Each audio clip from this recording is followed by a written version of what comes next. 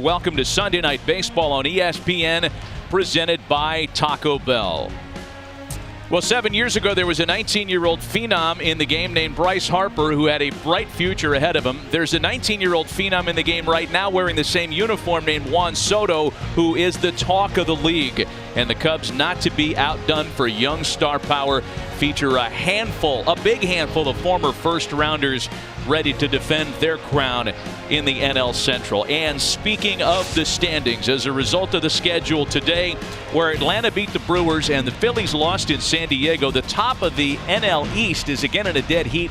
Washington 5 back. In the Central, the Cubs can move to a 3-game advantage over Milwaukee with a win against Washington here tonight. With that, we welcome you upstairs into the broadcast booth at Wrigley Field with Jessica Mendoza and Alex Rodriguez, Matt Vasgersian. Occasionally, we are guilty of overhyping a pitching matchup. Never. That is not the case tonight because all the hype around Max Scherzer and Cole Hamels is justified.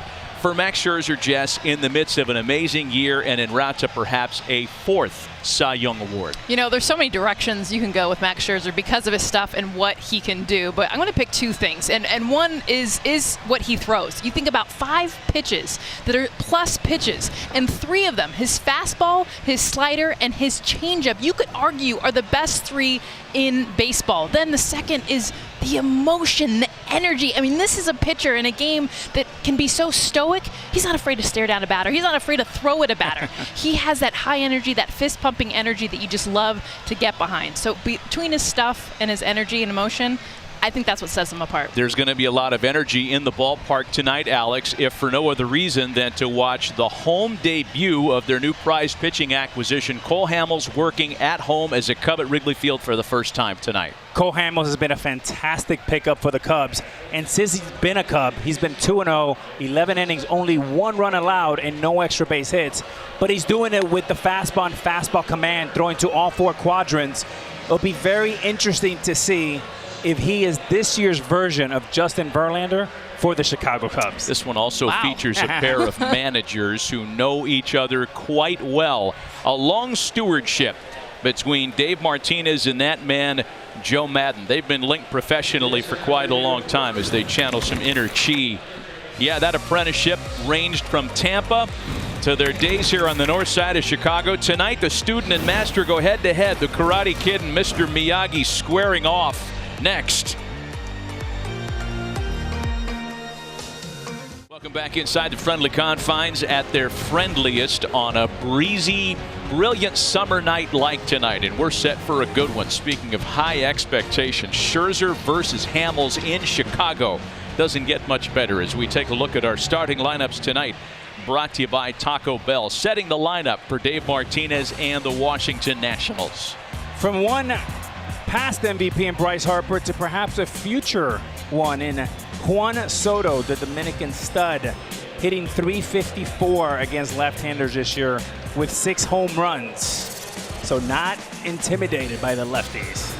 Switch hitter and a couple of lefties in the lineup against the southpaw Cole Hamels, the 34-year-old 4-time All-Star. Very good in his 2 performances so far early in his Chicago Cub tenure. A couple of wins, most recently at Kansas City on the road. This, as mentioned, is his Wrigley debut as a Cub. And this is a ballpark that he has some very fond memories in. Great regular season numbers here, including a no-hitter a few years back in his final start as a Philadelphia Philly. Well, he's excited to be in a Cubs uniform, and you can tell just from his last 2 starts that Alex talked about in the open, but especially this field, this park, it's very pitcher friendly. Underway in Chicago tonight, Trey Turner, Juan Soto, and Bryce Harper for the Nationals. The Nationals, as we've talked about, have split this series so far with the Cubs, but the returns have been a lot better for Washington, in particular on the offensive side of the scorecard since the All-Star break. A resurgent Bryce Harper, a healthy Ryan Zimmerman, a healthy Daniel Murphy, and it's translated into good things for the defending Eastern Division champs.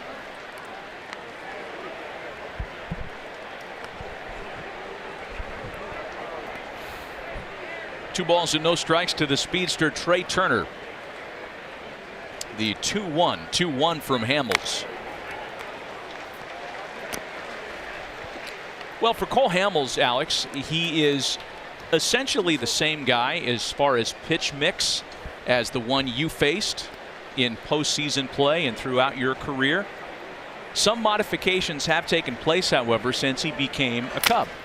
As Turner smashes a ground ball to third, Javi Baez there tonight. A nifty play by Rizzo for the first out. Cole Hamels, for me, is the perfect pickup for this team. Facing him in the World Series in 2009, he had very, very good stuff. I faced him just 2 years ago, and I was expecting the same Cole Hamels. Jessica, he was so much better. He was crisper. He had better fastball command. He was better fastball command, and the big difference was the life and the command on the fastball. He also added a devastating cutter. So if they get that version of it, like I said in the open, he could be this year's Justin Verlander. Juan Soto picks on the first pitch in his first career matchup with Hamels and flies out to Ben Zobrist. There were 2 quick outs, and you might have seen those numbers, Jess. The fact that he has refined the repertoire a little bit different in terms of how frequently he uses the four-seam fastball, specifically as a Cub. Well, and I think we're going to see, because his best pitch right now is his changeup. And you think about even a start against the Pirates, his first for the Cubs, 7 of the 9 strikeouts were on that changeup. And in his start against the Royals, even Joe Madden mentioned, hey, when his changeup isn't going, he can still figure it out. But that's his pitch that has to work. So 2 quick outs for the 6-time All-Star Bryce Harper. 7 of his last 11 games have yielded a multiple hit line.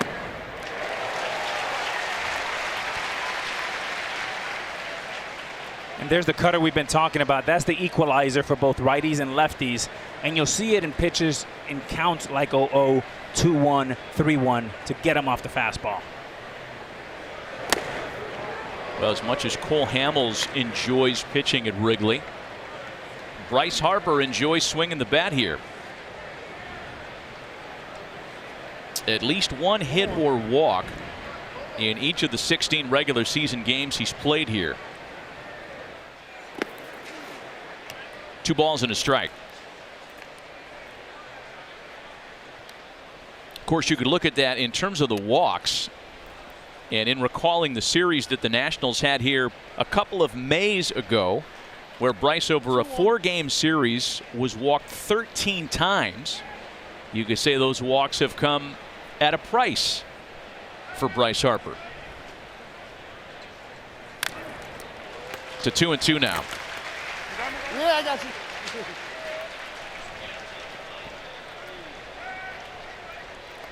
Yeah, that was the beginning of a trend for Bryce where he just wasn't being pitched to. And I think even Bryce himself at the time admitted that it got a little bit in his head.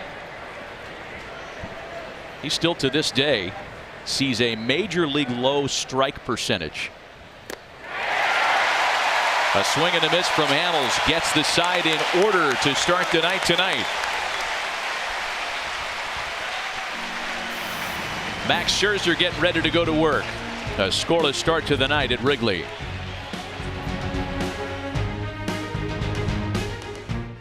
Three up, 3 down starts the night for Cole Hamels. It's time for Max Scherzer to go to work early in a scoreless tie as we take a look at the starting lineup for the Chicago Cubs, presented by Taco Bell.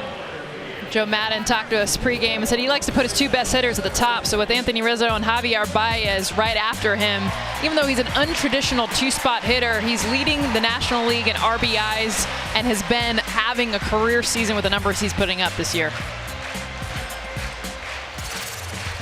5-time All-Star, 3-time Cy Young Award winner Max Scherzer to take the ball for the 25th time this year. 15 wins, a share of the major league lead in that department, a 2.28 ERA, and a major league leading 216 strikeouts this year.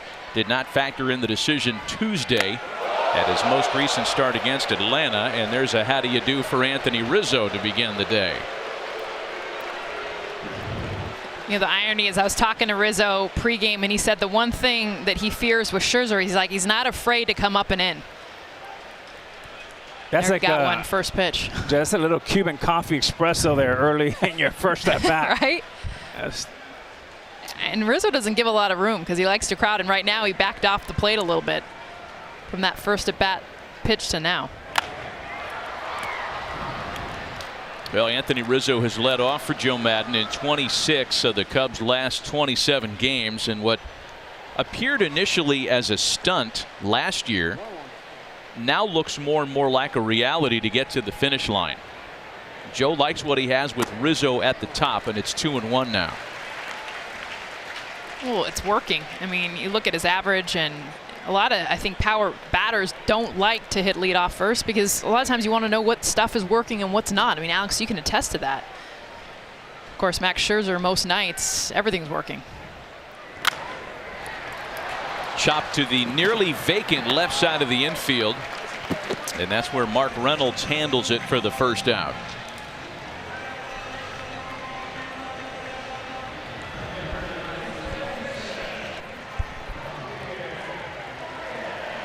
And Scherzer will attack you with all 4 pitches. You see the fastball, the slider, which sometimes goes into a cutter for righties and lefties, the changeup, and the occasional curveball. You'll see that on first pitches and sometimes on 2-1 pitches to get back into the count.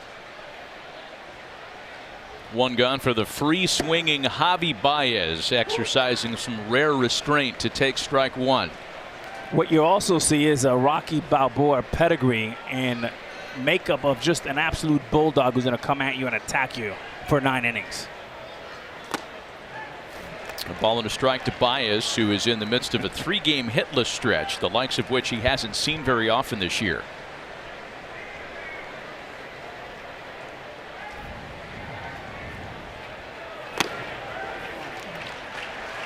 Three pitches without a swing to Javi Baez. He heard us talking about him in the baseball tonight, how nobody chases balls more. I think he averages more 1-pitch at bats than anybody else in baseball. You knew you had a swing in him at some point. It was driving him crazy. StatCast powered by AWSAI, and the swing percentage of 60 is the second highest in Major League Baseball. Another big one. Scherzer finishes him off with the strikeout, his first of the night. That's what makes Scherzer a #1 and a triple threat. Is the fastball, both 2-1 by you and 2-2 right by you. That ball is center cut right down the middle, and is all because of the command and the explosion. Fastball hitter. Here it is. Strike 3. You know, we can talk all we want about the metrics in baseball, and one that really plays for me is your swinging strike percentage on pitches in the zone. Yeah. There's Ben Zobrist now with 2 gone, and only Chris Sale of the Red Sox has a higher number in that category. So they're strikes. They're pitches that are in the strike zone, and batters still can't square them up. Well, that's the late life. That's that explosion that Alex just described. And honestly, if you reverse it, Cole Hamels can't afford to do that. For Cole Hamels, he has to locate the fastball. Max Scherzer can throw it center cut, but he has that late life, especially his 4-seam. It gets that explosion and the strikeout. That separates the good from the great, and that's why Scherzer is such a dangerous competitor in October. Max Scherzer, too, has his recent memories of Wrigley Field. In fact, his most recent start here, Game 3 of the 2017 NLDS, had a no-hitter going until the man at the plate, Ben Zobrist, doubled with 1 away in the 7th. Cubs would score in the 7th and 8th and go on to win the game 2-1. On the ground to the shifted side of the infield, and Scherzer, like Hamels, is quick and efficient in his half of the first.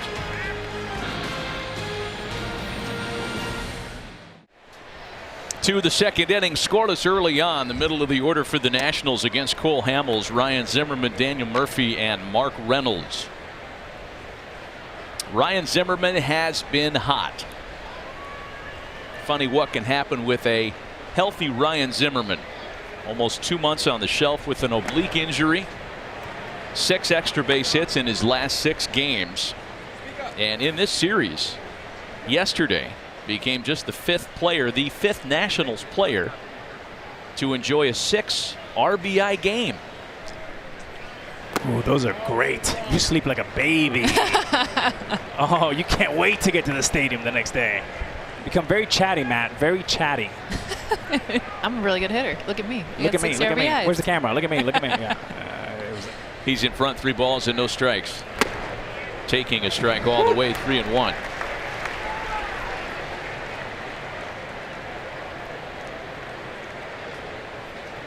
Hamels able to breeze through the first, retiring Turner, Soto, and Harper to start his night.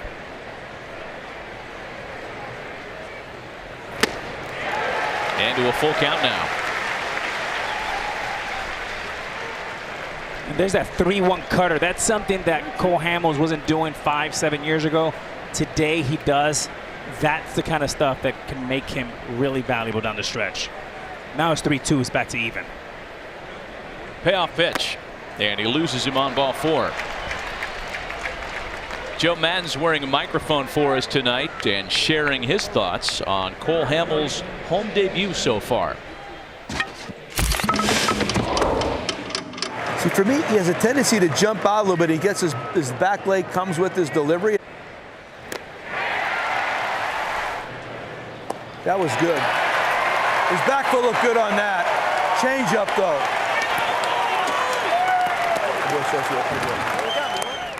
After the leadoff walk, here's Daniel Murphy. I think it's important to remind folks of the perspective that Joe Maddon has of Cole Hamels. 2008, Cole's greatest triumph, winning World Series MVP, came at the expense of Rays manager Joe Maddon. He knows what Cole looks like when he's really good. Well, I love that's one of the biggest things that when teams trade and they get a new, especially pitcher, is they can't wait to get their hands on some of the things that they've picked up over the years. And for Joe, one of the things he mentioned to us was the mechanics. He talked about his back foot there. He was telling us about him getting turned just a little bit more for more power. He really believes he can go 95, 96 consistently when he's been averaging about 91, 92 this season.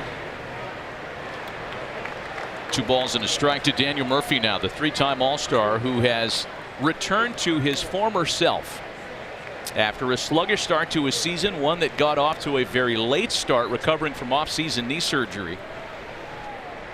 Murphy's numbers the last 3 weeks, exactly what Nationals fans have been used to the last 3 years.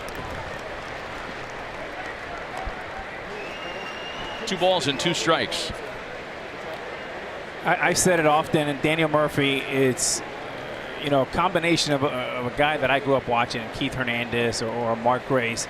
He's the stability, in many ways, the most important player, offensive player on that team. And the key to Murphy, too, and what I love, Alex, about Daniel Murphy's swing, this is what I love about baseball, is you see the variance. But for Murphy, he's so simple. And when you see his numbers, I mean, his 3rd season with the Nationals, the numbers that he's put off since 2006, but a big part of that is his lower half. You see how low he gets. Beats the shift and shoots it into the opposite corner. That is vintage Daniel Murphy. The 3rd is Zimmerman, where he's in front of the throw, and the Nationals are in business with runners at the corners and nobody out. This is what makes Daniel Murphy the most valuable player in this offensive team, is a 3-2 count, lays off a 2-2 pitch, and then hits an absolute Hall of Fame pitch and hits it right down the line. You cannot tell you how valuable that is for that offense, and now 1st and 3rd with no outs. That is vintage Wade Boggs is what that is. That's close your eyes, poke it through, a piece of fried chicken and a tall boy, put on some eye black and go get your 3 hits. And you're right, in Daniel Murphy vintage too, because before he put up the power numbers that we saw in 2015 when he was with the Mets, was him being that slap type hitter that could get the base hits. And when he needs to with 2 strikes, to Alex's point, he still has the ability to bring out old Daniel Murphy and poke it through. Mark Reynolds now, who after a foul ball is even at 1-1. Watch how quiet he is. Look at that front heel up down. In a day and age with high leg kicks, huge swings, nothing wrong with that, but it's nice to see just simplicity at its best, and that's a nice base hit from Murphy. Just playing a little pepper. Kids don't even know pepper these days. I always ask them about playing pepper. It's a lost start. 2-1 to Reynolds. The other thing, go ahead, man. I'm sorry. I was just going to mention the healthy Zimmerman, the healthy Murphy. That's what the Nationals want. But it's kind of cut into Mark Reynolds' playing time to a degree, making just his second start in the last 3 weeks tonight. And sending a ball into the opposite field for Jason Hayward, who'll set up. He's got the big arm. Zimmerman tags up. They're going to try it. Throw to the plate is just a little late, and the Nationals are on the board first tonight.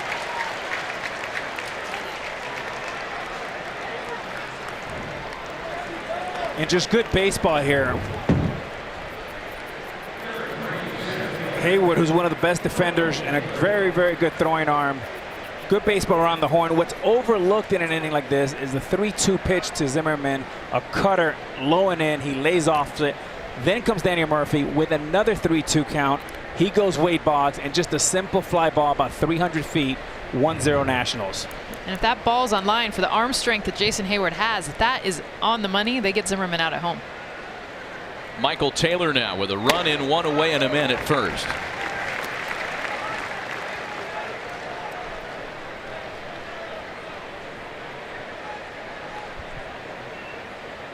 While Taylor's OPS, as you can see, is under the league average. He has been swinging a more dangerous bat the last week and a half, batting over 300 in that stretch. Well, them getting healthy again is a huge part. They haven't had to play Michael Taylor every game, and Davey Martinez told us we can kind of play matchups, build to his strengths, and that's why he's had success. Hitter that crushes lefties. You know, everybody's got their injury woe is me story. For the Nationals, it is a relevant dialogue, however, especially among their position players. Their DL days among offensive players, second most in all of baseball. And it's not just the starters and the stars that we've talked about, guys like Murphy, Zimmerman. One of the biggest injuries that they had to swallow all year was that of Howie Kendrick. Right Achilles injury in May. One of the most important players they had on their roster for his versatility, for his ability to keep a line moving at the plate. So it's even role players that they've been without this year. Anthony Rendon not in the lineup today as he was hit by a pitch on Friday. He is considered day to day. And the architect of this team is Mike Rizzo, the general manager for the Nationals. It is hard to really appraise what a great job he's done curating this team as the architect. But what's interesting about, you see Daniel Murphy, you see Zimmerman, you see Michael A. Taylor. Everybody just gets a little bit better. Instead of Michael Taylor hitting 5th, you drop him to 7th or 8th. All of a sudden the team becomes, you know, much, much better. And Taylor can't hang on, swings and misses for the second out of the inning. Second strikeout for Hamels tonight. Good matchup coming up tomorrow on ESPN. Mets and Yankees. It's a rematch of a game that was rained out a few Sundays ago. Jacob deGrom and Luis Severino. How's that for a matchup? Wednesday, Red Sox and Phillies. And then Sunday Night Baseball a week from tonight. Yes. Jess, Alex, Buster, and I will be in Williamsport, Pennsylvania for the Little League Classic. Yeah. I can't wait. All the Little Leaguers come to the ballpark. The big leaguers go see the Little Leaguers that morning. It's like the best. Sleepy little town. Mets and Phillies a Have week you been to from Williamsport? tonight. I can't wait. No, I haven't. Oh, A-Rod to Williamsport. It'll never be the same. Cannot wait. Here's Matt Wieters now with 2 gone and a runner aboard. A run in here in the top of the second. 2 balls and no strikes to the switch hitting catcher Matt Wieters. Matt Wieters, one of the most underrated game callers. Switch hitter, can hit with some power.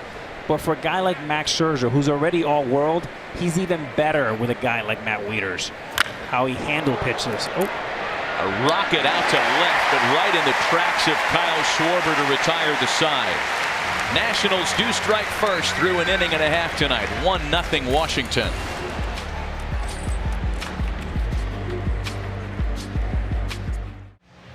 Want more stats? Hey Siri, who's leading the National League in wins? He is on the mound as we speak. He's Max Scherzer with 15 victories, leading the National League in that category. Zach Godley of the Diamondbacks was a winner in Cincinnati today, his 13th of the season. Aaron Nola has had a great weekend in San Diego with the Phillies, although it didn't necessarily go the Phillies' way the entire time. John Lester with 12 wins, but knocked around yesterday.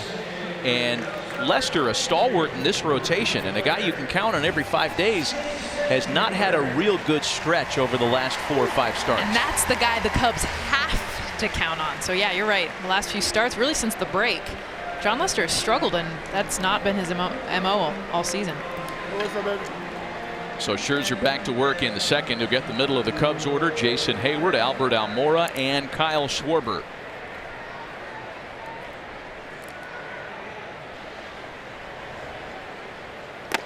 There's always a matchup like this on Sunday Night Baseball that we kind of circle on the scorecard, where it's strength versus strength.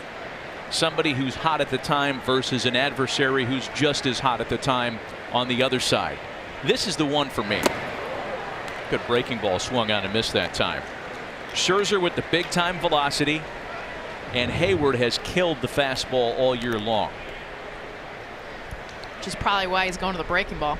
I mean, you think about, to your point, it's what you want to see. You want to see that fastball, and you want to see Hayward swing. That was an absolute clinic there with a curveball, then the slider.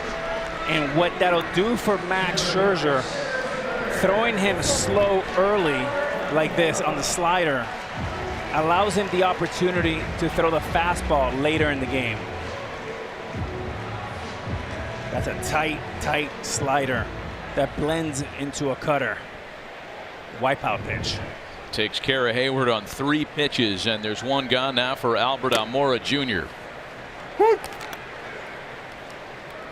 Well, last time we saw Albert Almora, we were talking about how he wasn't in the starting lineup with any regularity. That's kind of been the case for Albert the last couple of months.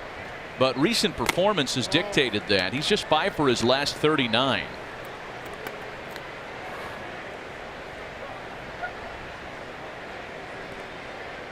Facing Max Scherzer for the first time in his career tonight. And behind the ball and 2 strikes.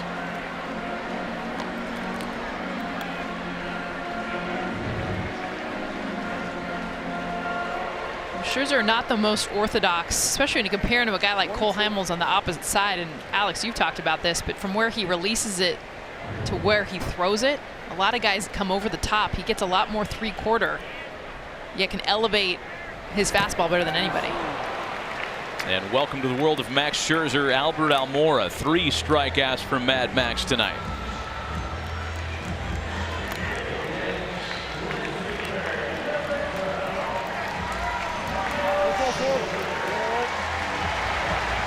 ESPN Technologies built for baseball, brought to you by T-Mobile, using our front row camera. And I love this look because it takes you as close as you can to the batter's box. And when you're facing a guy like Max Scherzer, especially when you get Almora that chases a ball in the dirt, you get an idea, a better idea of where that slider starts, where it ends. 2 quick outs now. It's Kyle Schwarber. Schwarber, like Almora and like Contreras behind him, all facing Scherzer for the first time in their careers tonight. That is in regular season play.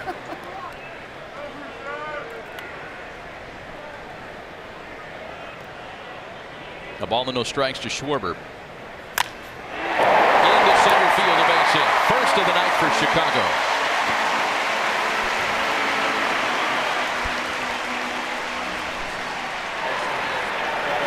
Kyle Schwarber early in counts is a different hitter than when he gets behind in the count. No one slugs better in baseball first 2 pitches of an at-bat, and you see it here, 1-0. He gets a fastball that's elevated, but he kind of just shortens up his swing. This isn't the Schwarber swinging for the fences. This is Schwarber recognizing an elite pitcher with elite stuff, meeting the ball and dropping it in for a single. That's exactly right, Jess. And when you face a guy like Scherzer, less is more. Short and tight to the baseball. Perfect. Wilson Contreras now with 2 out and a runner aboard.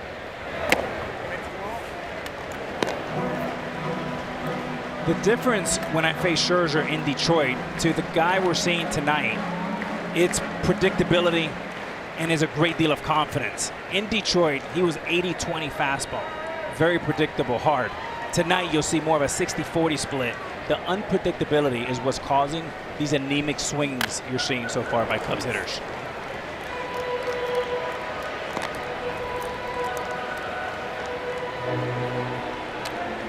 There is no better feeling as a hitter when you work uphill to get to a 2-0 or 3-1 count, and you know that you have a cookie coming, meaning a fastball. In this case, both pitchers will reverse pitch, which pitch backwards, and they'll go with their secondary pitches.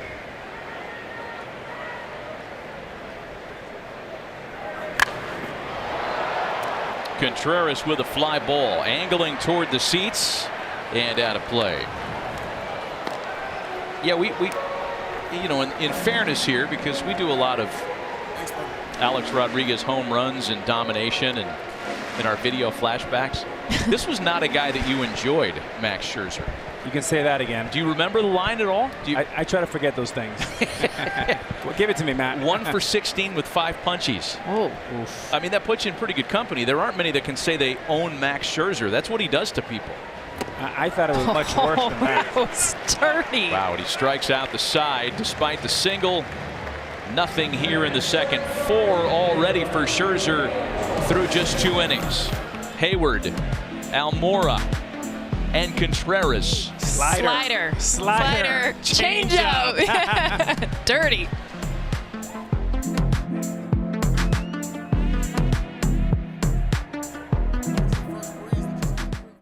For Philadelphia, they couldn't have it set up any better. They've got their best on the mound tonight in Cole Hamels. Change-up, swing and a miss, he got it. Every time he goes out, I look for this guy, throw a good game, and put us in a place to win the game. It's been 7 strong from Cole Hamels. Strike 3, called at the knees. The Philadelphia Phillies are world champions. In the air to center field. Did he make the catch? He made the catch! The 13th no-hitter in Philadelphia Phillies franchise history. He has accomplished a lot in this game. Cole Hamels, an NLCS World Series MVP, great postseason numbers.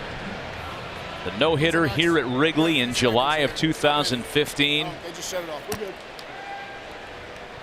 And with a chance to get back to the postseason dance in a new uniform at the age of 34 after the deal that brought him here from Texas. Trailing 1-0 early as we go to the top of the third. And Max Scherzer will lead things off in the inning.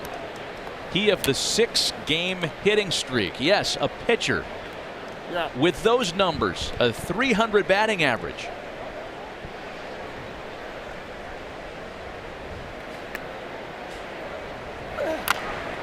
What doesn't he do? Like, I mean, it's pretty ridiculous. I mean, the consistent seasons that he's had, even since his first Cy Young, back in 13? And every season since then. And then I was watching him take BP pregame and just locked in. Like, total, like, he's pitching tonight. And he takes this seriously. And not saying that pitchers don't. Obviously, they want to do well. But, I mean, walking through the tunnels coming out here, you would have thought that that was his pregame pitching more, not hitting. Max Scherzer is making Major League Baseball look like high school baseball. He must wake up in the morning and feel like the king of the prom, the ace, the cleanup hitter, and the quarterback.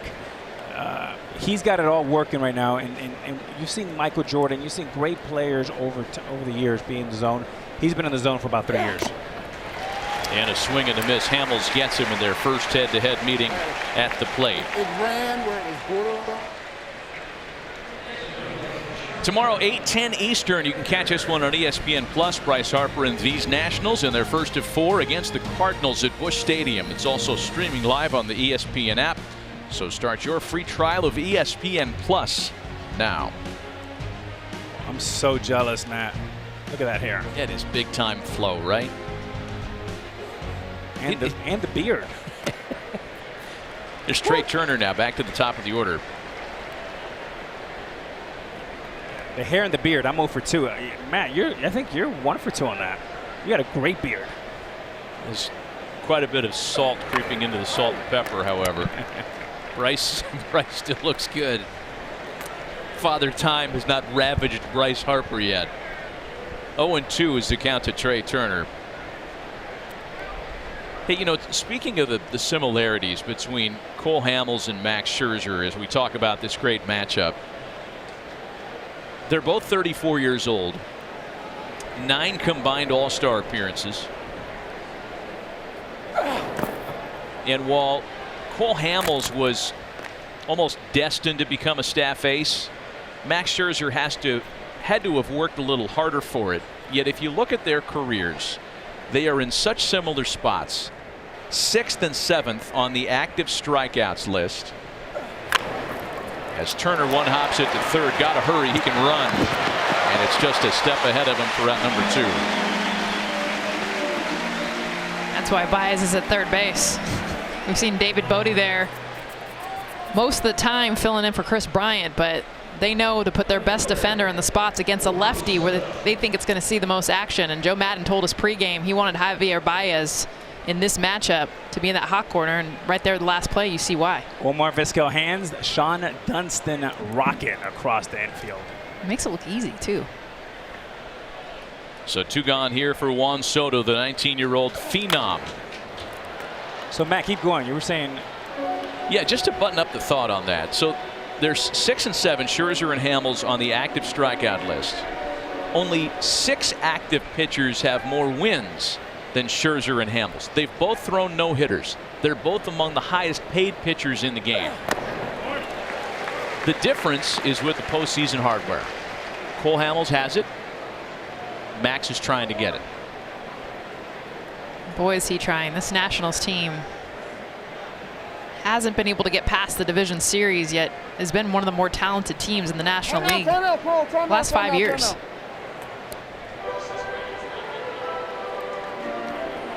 Steven Strasburg on the shelf. They hope to have him back to contribute down the stretch. But in the minds of a lot of people, the guy that's the difference this year for the Nationals is the man at the plate. He strikes out on 3 pitches. We'll talk a lot about Juan Soto as we continue. A 1-2-3 inning for Cole Hamels in a pitching matchup that so far has not disappointed.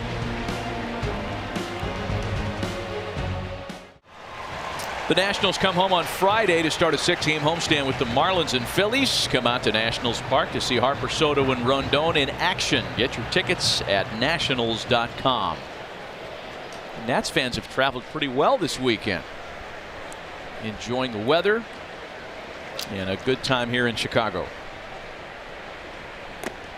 Cole Hamels, the pitcher, occupying the 8th spot on Joe Maddon's lineup card tonight, leads things off in the 3rd. Hamels, then Russell and Rizzo against Max Scherzer, who has yielded just a single so far tonight. He has struck out 4. Hey, ball right here.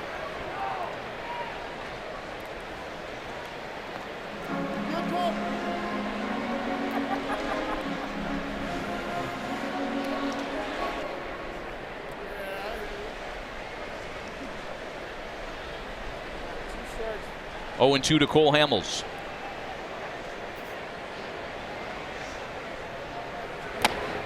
And Scherzer takes care of him with a minimum of effort for his 5th strikeout of the night.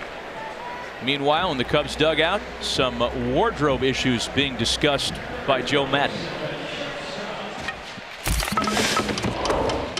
I might need the hoodie by the end of the night, Coach. What happened? I misread. I went in there to change my shirt, put my hoodie on, I went in the bathroom. So I put my hat down and I put the hoodie on the sink. And as I did that, the automatic faucet went off. Got my hoodie soaking wet.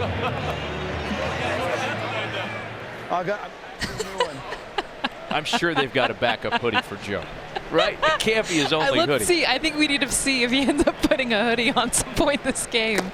Otherwise, I love that turned the faucet on. You can hear him just cussing it up, too. I have a hard time believing here in mid-August that it's going to get cold enough here for a hoodie. But he's letting it dry. Here it is. It's what, like 75 right now? 2 balls and a strike to count to Addison Russell. Oh, check that. A late strike call by home plate umpire Alan Porter. And that puts Addison behind 1-2.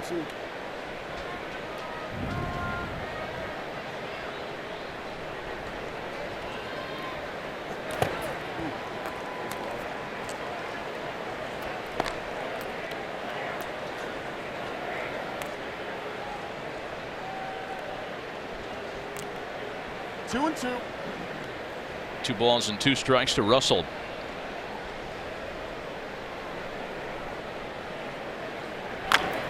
You know, we just heard Joe Maddon in good spirits. And I think there were a lot of people here today, Alex, who were wondering about not only Yu Darvish's progress, and he threw off flat ground today as he continues to mend towards a return for the second half push, but people were wondering about how Joe Maddon would receive you after some of the comments that were made on Sunday Night Baseball a few weeks ago and Joe's defense of Yu Darvish. And I know that you guys had a discussion today to clear the air, and all's well.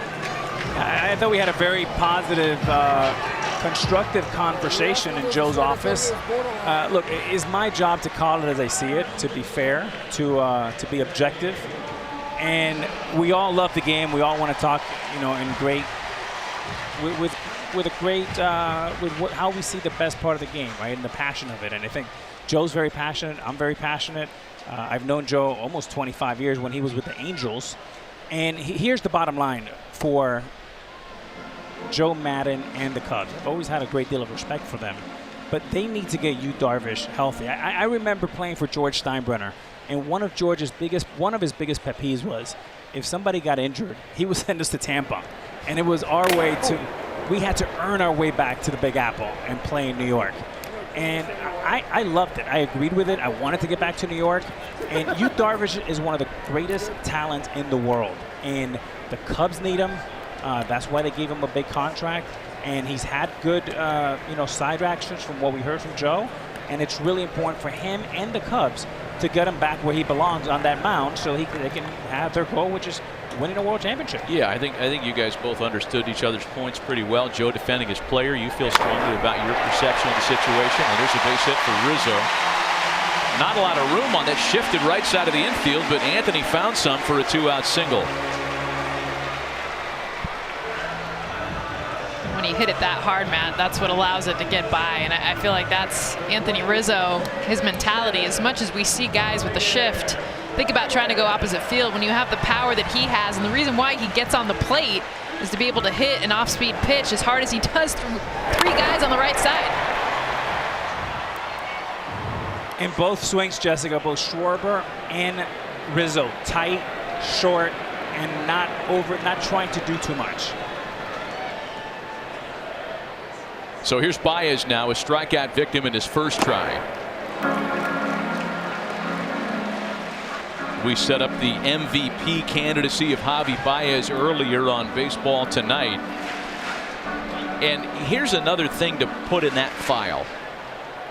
Against pitchers who appeared in the All-Star game this year, the collective group, Javi Baez is 14 for 34 this season.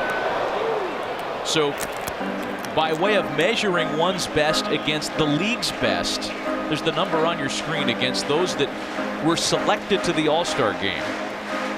Baez has hit over 400 against that group this year.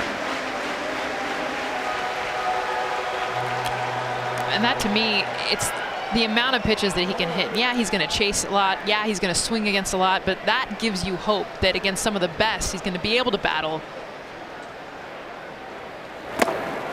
Oh, man, does he take a swing? And still take his hacks when he's 1-1 count. He's Gary Sheffield 2.0. Especially this one. The slider against righties. Excuse me, the changeup. Anything off speed that you see moving away from his barrel. I mean, and there's times, we saw the pitch before, he'll foul that pitch off, but I haven't seen a pitch he doesn't like to swing at.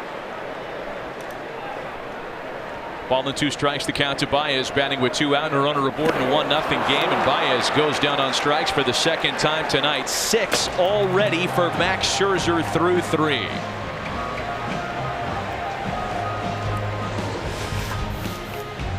Max has brought the A game once again.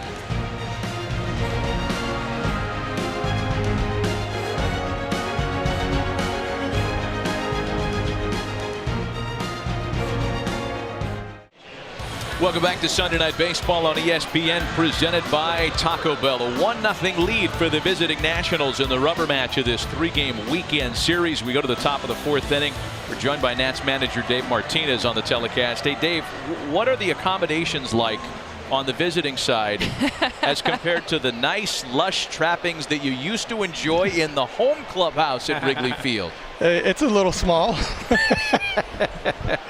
There's no comparison, really. What a great home clubhouse as opposed to the visiting clubhouse here.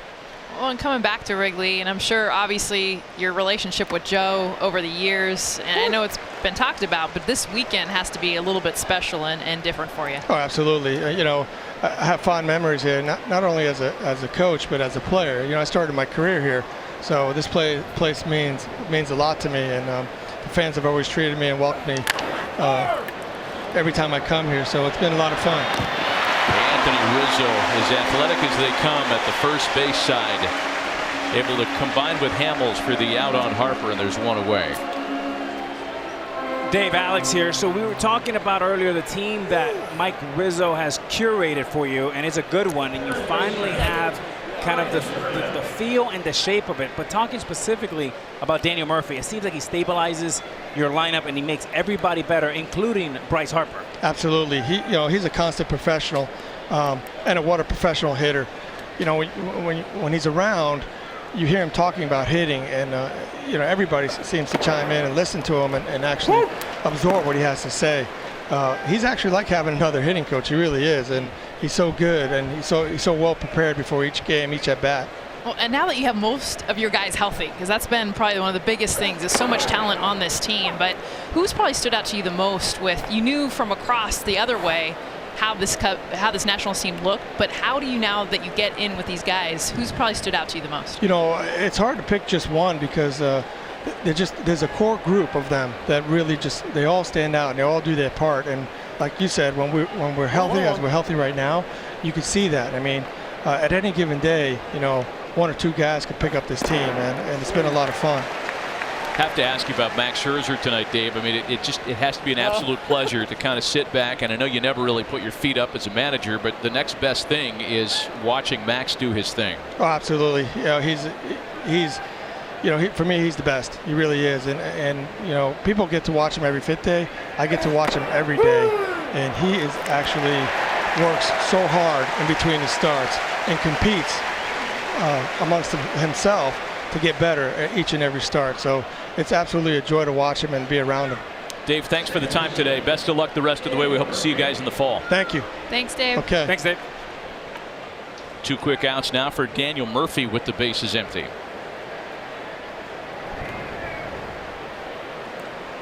Murphy singled in the first, a part of that run-scoring rally. Mark Reynolds able to strike the sac fly that brought in Ryan Zimmerman for the game's lone run so far.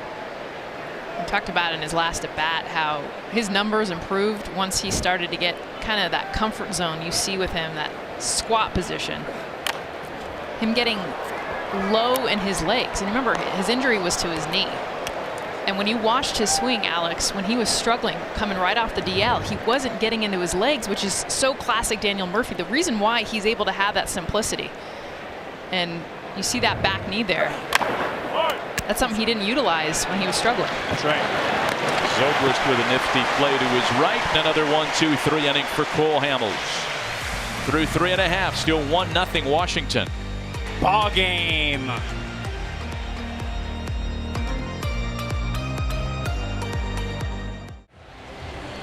Home half of the 4th, and the rooftops, as per usual, filled to capacity. They used to call those the euchre seats because they were so far away. Fact is, those are the prime seats here at Wrigley Field. Sitting on a rooftop across the street, taking in a game. As good as it gets. Although I like the old school, just like bring your lawn chair, pop up on them. I mean, that's. Bring your lawn chair. When it was like you could just literally come, or not your lawn chair, your little seat. Yeah, that's right. Your little seat back. It's just like a way to kind of sneak in the game. Now you're actually paying, and it's It's a little different now. That's, corporate America at its finest.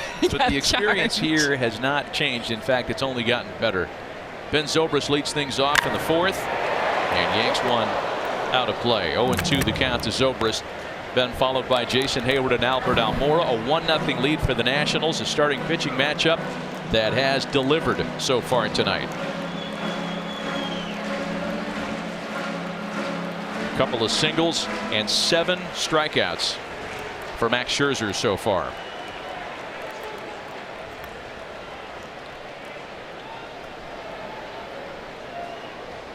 Zobrist has hit safely in 9 of his last 11 since the break.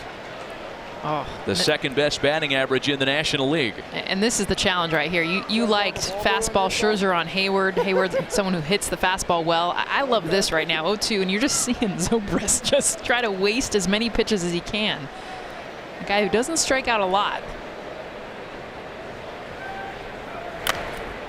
And battles.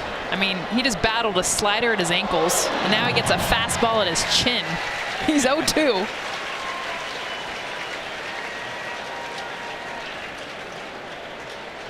And by the way, Ben Zobrist batting 3rd in this lineup. I mean, you just mentioned his numbers in the second half and where he ranks now in the National League. Kind of quietly that big hitter for this Cubs lineup. And given Scherzer his best battle of the night so far, it's easy to see when you watch Ben Zobrist play why he's such a favorite of Joe Madden. The two, of course, with a lot of time together in Tampa St. Pete. Almost 1,500 games together. Ball and 2 strikes to him now. Undervalued asset, but all he knows how to do. A bit like old John Stockton. He just does everything really well, and he's a winner.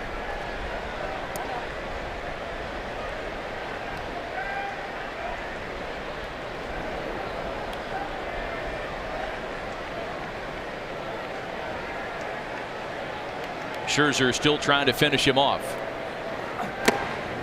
To 2-2 now. He spits on that pitch. This is as close as you're going to see it.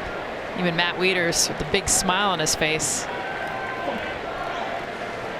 I'd give it to Zobrist. So the 2-2 pitch and a full count now.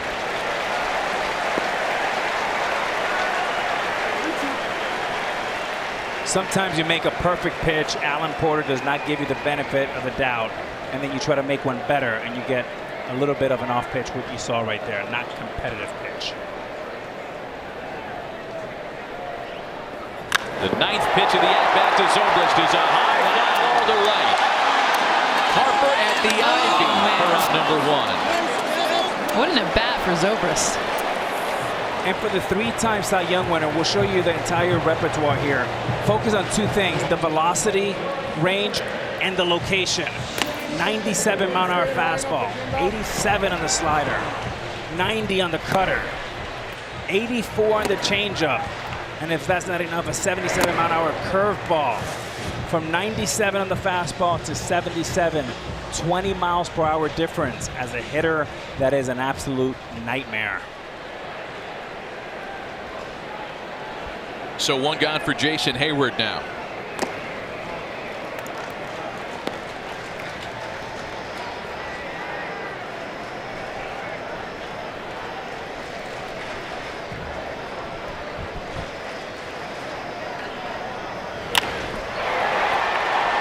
Just the second fastball that Hayward has seen tonight, trying to get it into the gap in right center, but Harper closes ground for out number 2. And what you saw there, you saw one of the best fastball hitters in the game get jammed by a 96 mile-an-hour fastball. The reason why that happens is 2 things. He sets him up early with secondary pitches, which slows him down. But when you think about the traditional pitchers, the Seavers, the Bob Gibsons, the Dwight Goodens, Kurt Schilling, they go from 12 to 6. Scherzer, what makes him so unique and an anomaly is he comes from 9 to 3, but yet the ball does this exact same thing. And that's why when you come from 9 to 3, you get so many swings that come right underneath, because that ball is supposed to go down, but it stays straight as an arrow.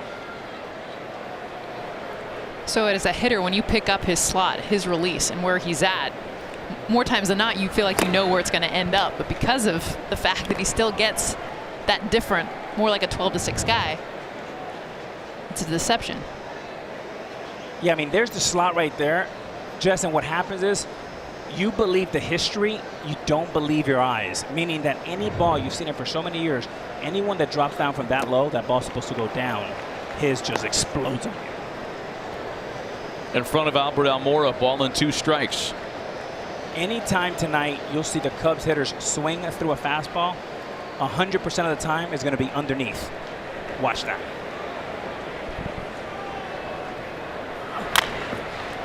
Chopper to third. Reynolds plays the high hop and zips the throw wildly to first. Nice play on the receiving end by Ryan Zimmerman to help retire the side in order. A 1-2-3 inning for Scherzer. And still a 1-0 lead.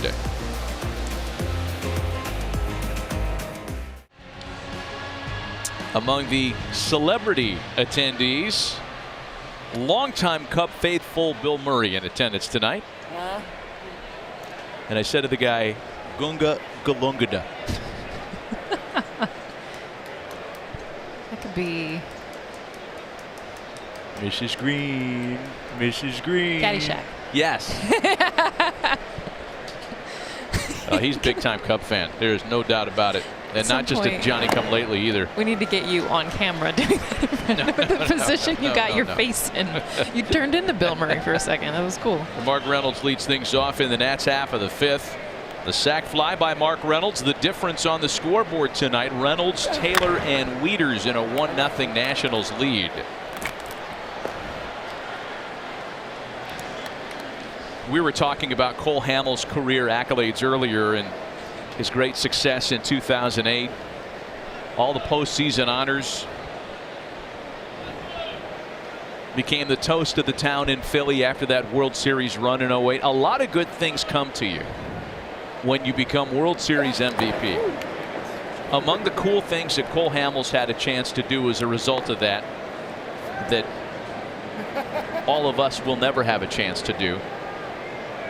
You get to go on Letterman. You get your picture on the wrapper of Big League Chew. You get to appear in a promotional video for Call of Duty 2.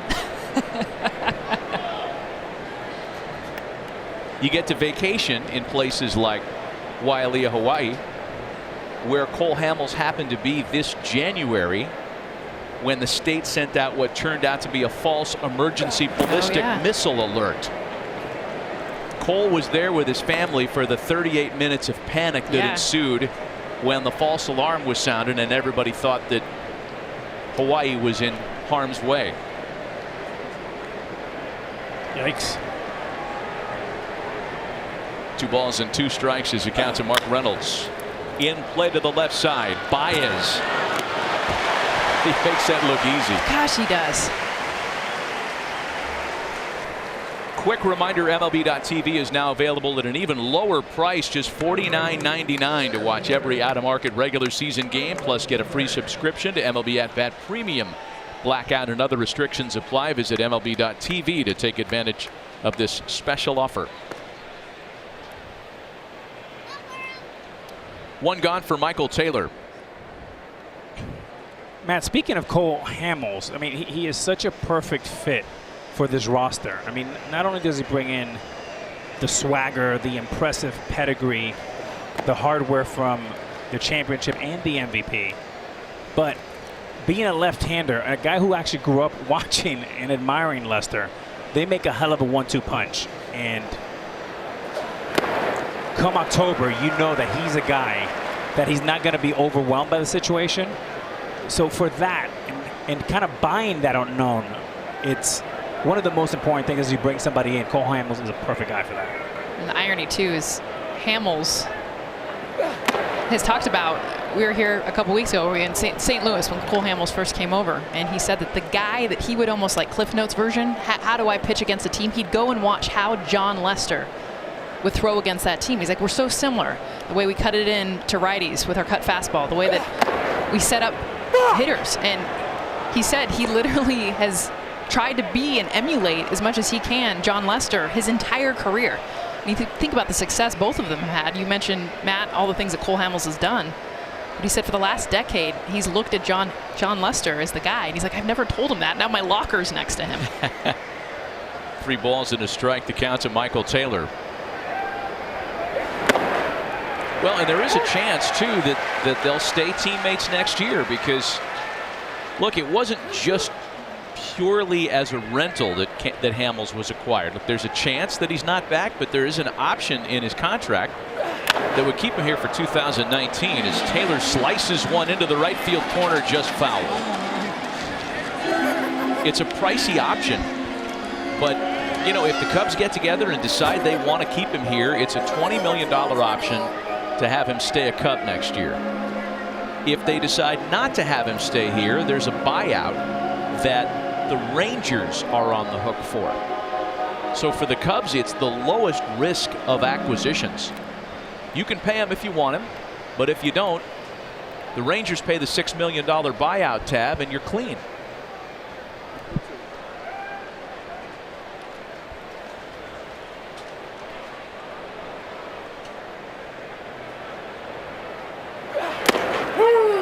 And a called strike 3 to Michael Taylor. Slipped the fastball past him.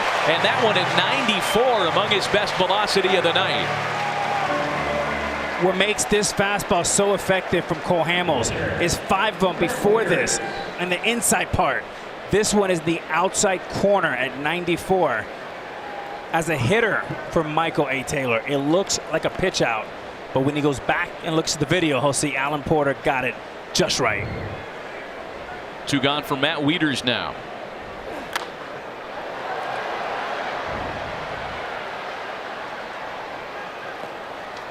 You know, the conundrum for Hamels is that his stuff is so electric and it has so much movement that for Jim Hickey and him, the goal should be, I want to get the ball put in play in the first 3 pitches.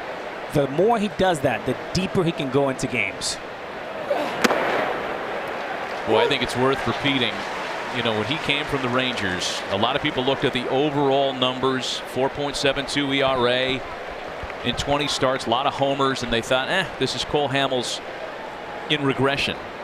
In reality, his home numbers were bad. He's been great away from Texas this year. And all this fits the profile of a veteran star who's got a second leash on life in a postseason circumstance. A terrific pitcher's duel at Wrigley tonight.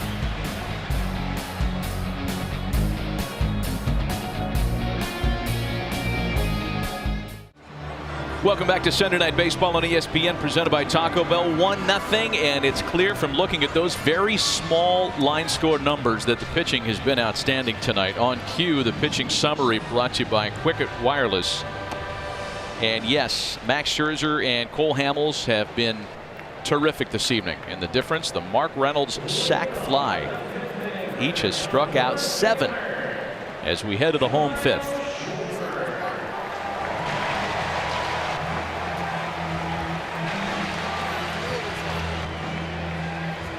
Schwarber, Contreras, and then Hamels for Chicago.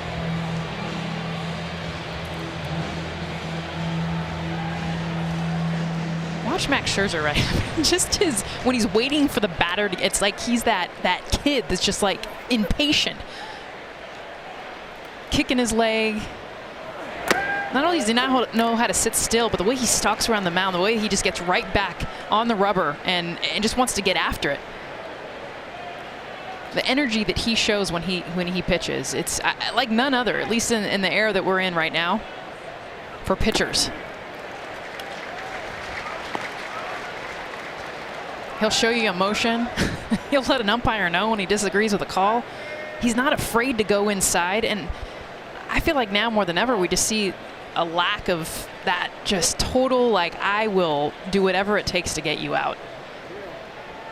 I'm sure pitchers think that way. Max Scherzer shows you that in everything he does with his body language.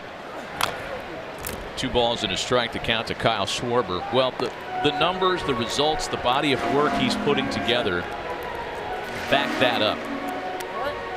He and Randy Johnson are the only two pitchers in Major League history to enjoy both a 20 strikeout game and a no-hitter.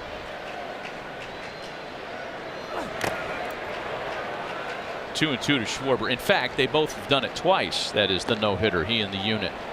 And we could regale you with the kind of company that Max Scherzer's in different slices of statistical analysis. We could probably do that from now until the 9th inning and kind of wear you out. But here's another one that I love. If 200 strikeouts is the benchmark of a really good season, Scherzer has 250 plus in 4 straight seasons. Jeez. He's just the 4th pitcher to ever accomplish that.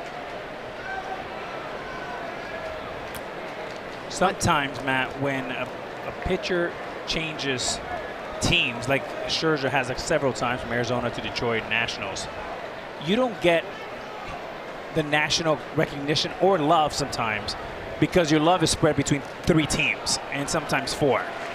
When you look at a guy, if he would have 1 year, one entire career with one team, I mean, we would be talking about when is he going into the Hall of Fame. Now, he may still go to the Hall of Fame, but it would be a lot more talked about.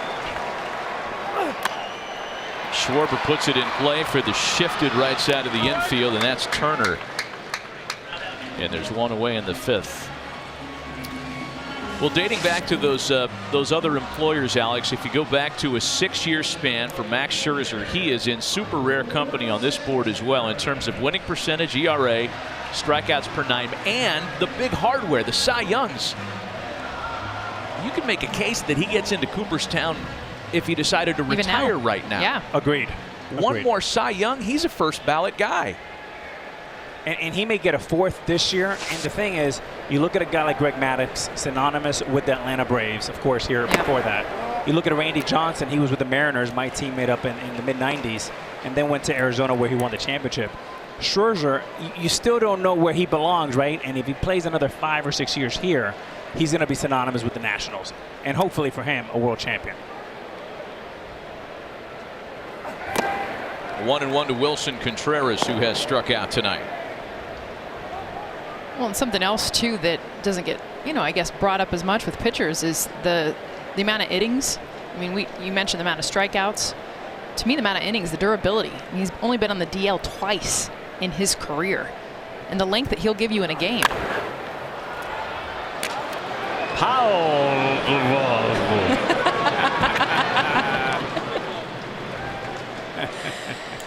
Well, Max Scherzer, something you'll hear with pitchers is the X out factor. And in this at bat to Javi Baez, watch the fastball go left, okay? So Baez sees that, fouls it off. Then he uses the changeup. It's going to go right, come back, but then dive back down underneath the bat. Then the slider, which goes back left. So you see like an X. What he's able to do with his 3 best pitches, his fastball, his changeup, and his slider, and obviously the frustration of Baez. But you got to tip your hat to what Max Scherzer has done all season, but really tonight against the Cubs. So here's Hamels now with 2 gone. And if Scherzer's ability on the mound wasn't enough, and Alex, this speaks to some of your off-the-field pursuits, he's a marketing guy. He's a one-man marketing campaign because through Max Scherzer's heterochromia, the condition in which he has one blue eye and one brown eye, the Nationals have kept M&Ms in business. They sell bags of blue and brown M&Ms with the letter K on them at the ballpark. Matt, I need a dictionary when you talk. We'll get you one in the break. 7 in a row retired by Scherzer.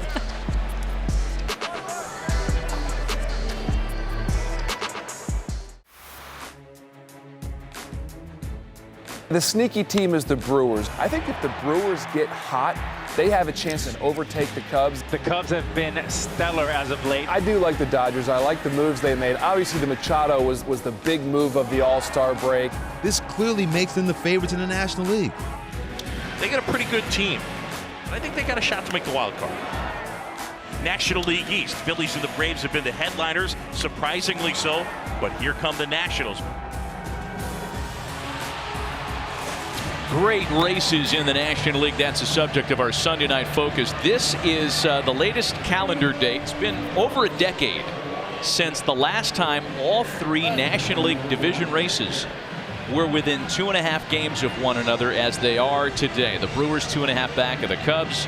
Phillies and Braves tied atop the East, and out West it is a legitimate 3-horse race between Arizona, Los Angeles, and Colorado. It gets me excited. We have the National League wildcard game. I mean, every day we're like, okay, we could be in LA, we could be in Chicago, we could be in Milwaukee, Atlanta, Philly. Like, it's all over the place. There's Max Scherzer leading things off in the Nats half of the 6th. And I don't see it changing anytime soon. I don't either. I mean, it is too crowded a race. The West is a coin flip. On the ground for Zobrist, and Scherzer is retired for the 2nd time tonight. Great matchup tomorrow night on Monday Night Baseball on ESPN. Mets and Yankees, exclusive coverage of that one right here on ESPN. That game will not air on, yes, it will not air on SNY. That's ESPN's alone tomorrow night, Mets and Yankees. Wednesday night, it's the Red Sox and Phillies at 7 Eastern. And then Jess, Alex, Buster, and I will be in Williamsport a week from tonight for the Little League Classic between the Mets and the Phillies. Here's Trey Turner with 1 gone.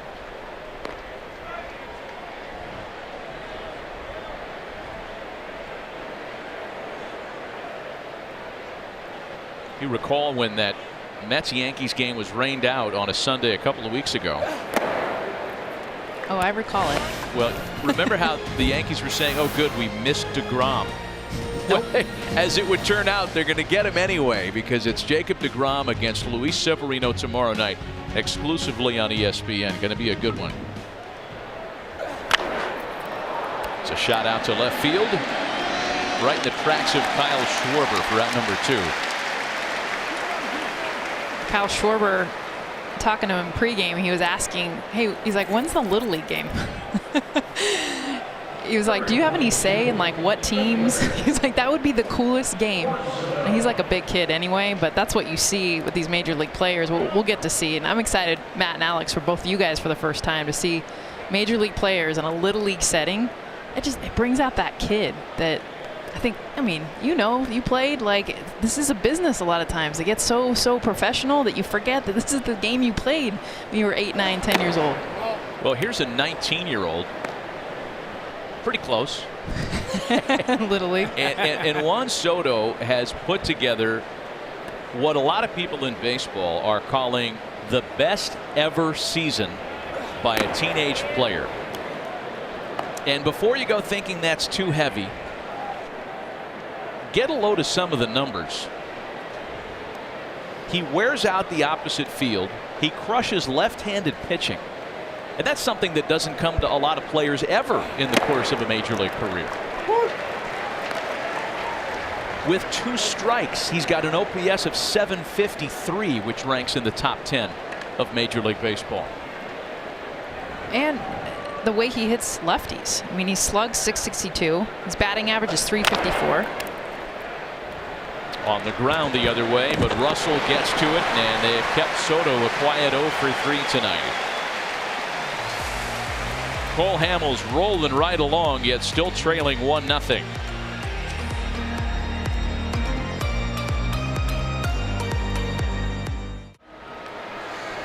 Hanging on to his 1-0 lead. Max Scherzer back to work in the bottom half of the 6th inning for Addison Russell. Then the top of the order, Anthony Rizzo and Javi Baez. Back with Alex Rodriguez and Jessica Mendoza. Matt Vasgersian at Wrigley Field. A sold-out crowd and a terrific pitchers duel on Sunday Night Baseball tonight. Russell, a strikeout victim in the 3rd. One of the 8 posted by Scherzer.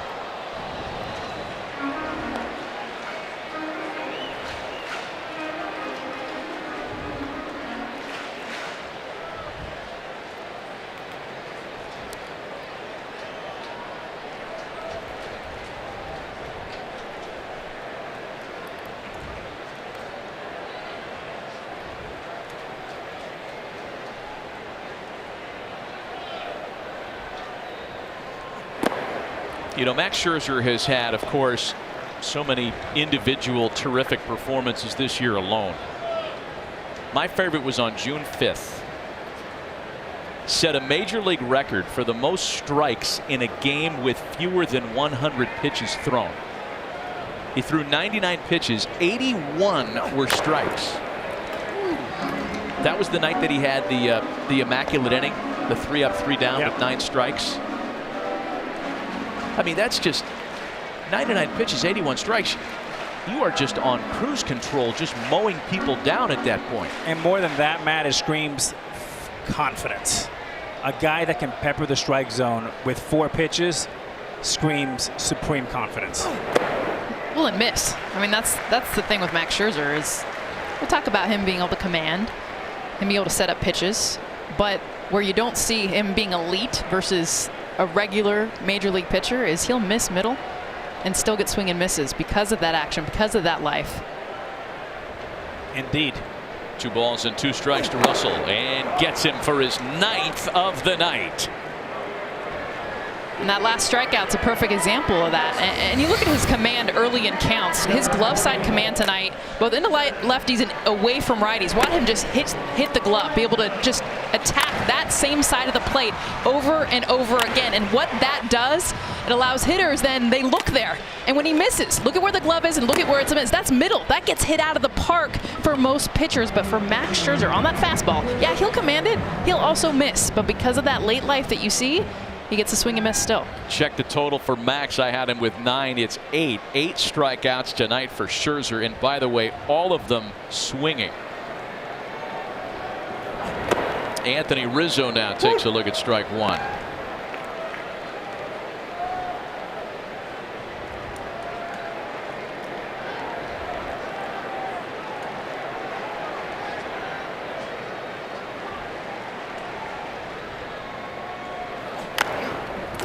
Cubs finish up their homestand with 2 against the Brewers Tuesday and Wednesday. Come to Wrigley Field to see Rizzo, Baez, and Schwarber go to work. Get your tickets now at Cubs.com. And there's a stench coming from Tinkers to Evers to Chance. Yes. I know that they've been dead for about 70 years. The night of the living dead at Wrigley Field tonight. Creepy. Field of dreams. You know, Jess, you talked about his stuff and his electric stuff, and we just saw it. But also a little bit about his makeup, which is becoming legendary. This is all you need to know about Max Scherzer. Prior to the 2014 season, Detroit Tigers go to him and offer him an extension or a contract for a reported $144 million for 6 years. He says no. What does he do? He goes 18-5 that year with a 3.15 ERA with 252 strikeouts. And of course, he goes and then signs in 2015 for 7 years, 210.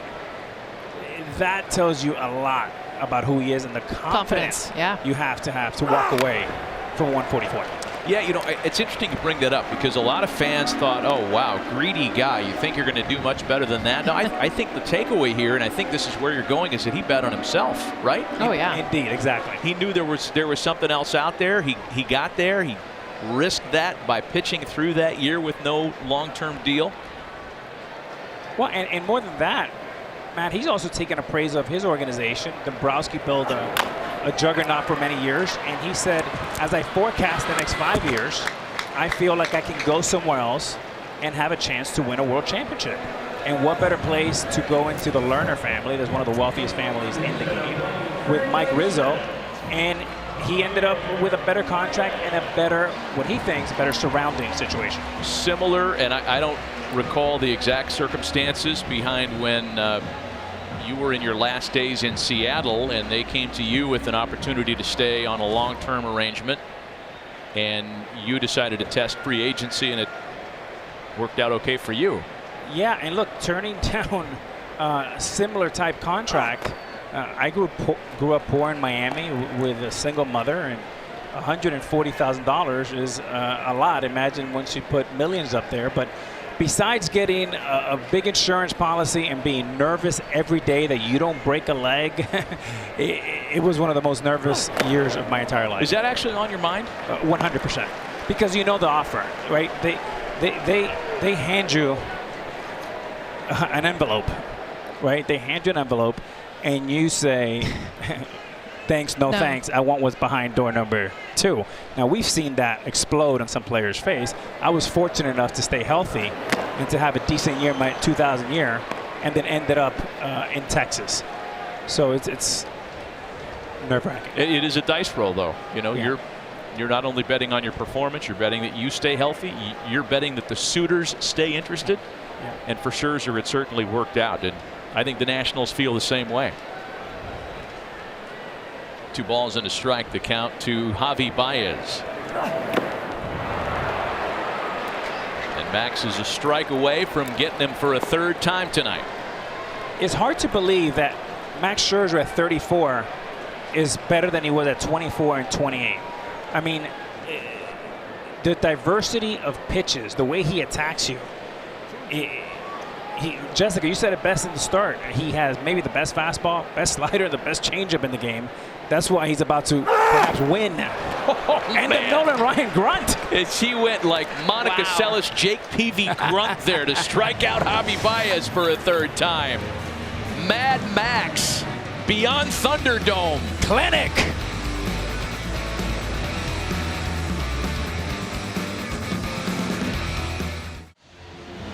Sunday Night Baseball presented by Taco Bell is brought to you by Applebee's all-you-can-eat riblets and chicken tenders, just $12.99. That was that last pitch to Javi Baez that came with an audio soundtrack, special bonus track. A nice roar at the end of the inning, which I'm sure Baez appreciated. Bryce Harper leads things off in the visitors' half of the 7th. 1-0 Nationals. The Mark Reynolds 2nd inning sac fly holding up tonight. Harper, Zimmerman, and Murphy for Washington. Yeah, it's been cool to see Bryce Harper return to form.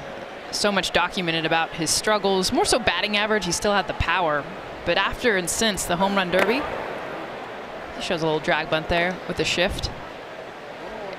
You've seen just a different, not only the numbers and obviously his bat, him being able to stay more middle of the field and go opposite field, but just smiling more, enjoying the game.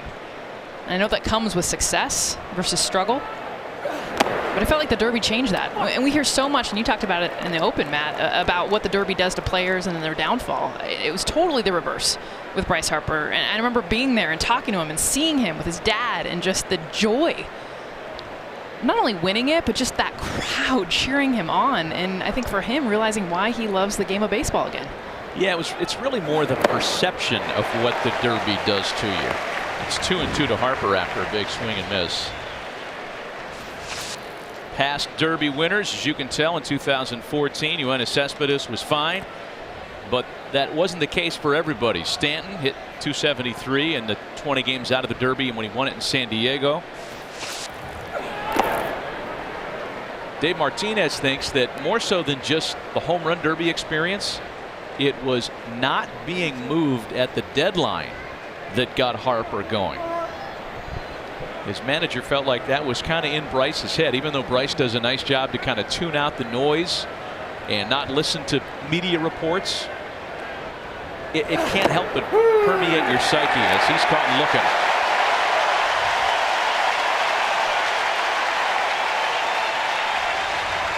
And home plate umpire Alan Porter has not been on the same page with Cole Hamels all day. On this pitch, they are. And it's a perfect pitch in the outside corner. 93 block. Cole Hamels' stuff keeps getting better and better as the game goes on, and Bryce Harper does not like it. Well, I think that's where Hamels gets away with, I think, not having even as much life as you see with Scherzer, because on that it stayed straight. And I think for Harper, he expected it to continue to move outside. Stayed right there for a strike. So now Ryan Zimmerman, who has walked, scored the only run of the night, and struck out tonight. Of course, there's quite a history between Cole Hamels and Bryce Harper, starting with their very first head-to-head meeting some 6 years ago.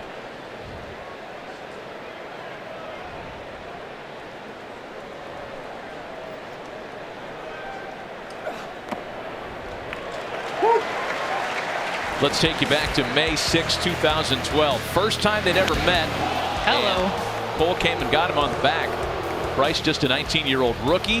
Harper would have the last laugh. He would go on to steal home later that inning. And Hamels actually admitted after the game that he hit him on purpose and wanted to send a welcome to the big leagues message to the 19-year-old phenom. The message is not the surprising part. The surprising part is afterwards.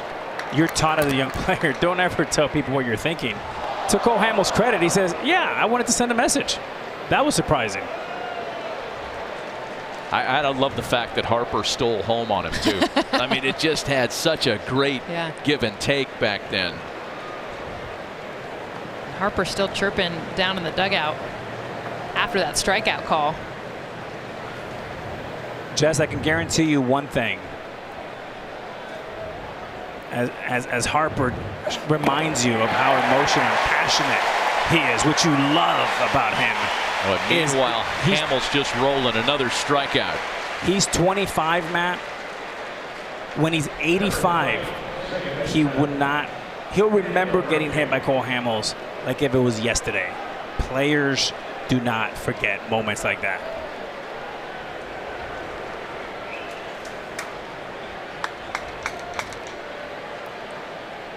Each starter has struck out 9 tonight. Now it's Daniel Murphy. Talk about Scherzer with the slider, the fastball, and the changeup. Cole Hamels tonight, he's utilized his fastball, but it's been the changeup that's been his biggest weapon. Strikeout there to Zimmerman, the last at bat. And that's a pitch that I really feel like he's going to utilize more in the second half. It's his best pitch. I think when he's got his fastball command early, that's good, but his fastball isn't, I don't feel like what it was 10 years ago. It's his changeup that's been his dirtiest pitch. There it is again. And you watch against, honestly, a batter like Daniel Murphy, who doesn't swing and miss.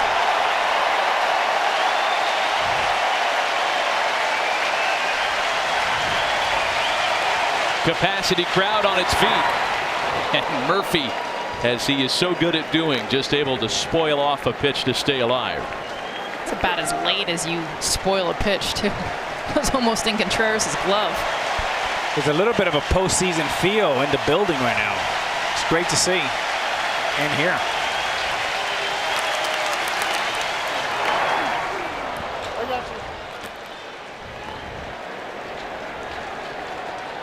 Just to your point, what's made Cole Hamels' changeup so effective is he's thrown the fastball a great deal early in the game to set up his secondary pitches, especially his signature pitch, the changeup.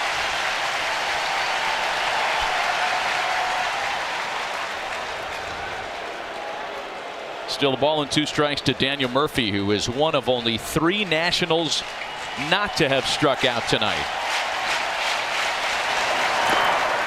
He hasn't had a strikeout in his last 32 plate appearances.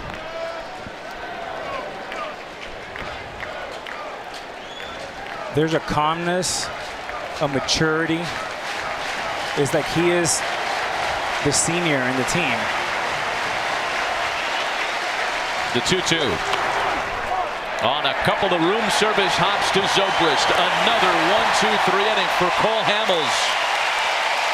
He is quickly becoming a very popular player around these parts in a 1-0 game.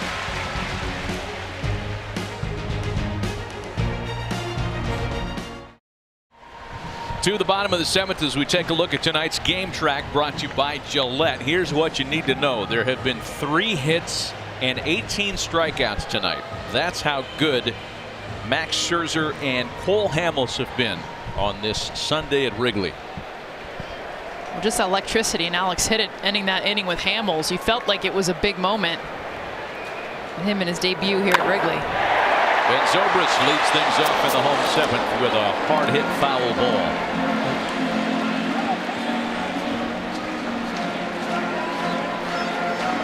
Zobrist, Hayward, and Almora in the Cubs half of the 7th.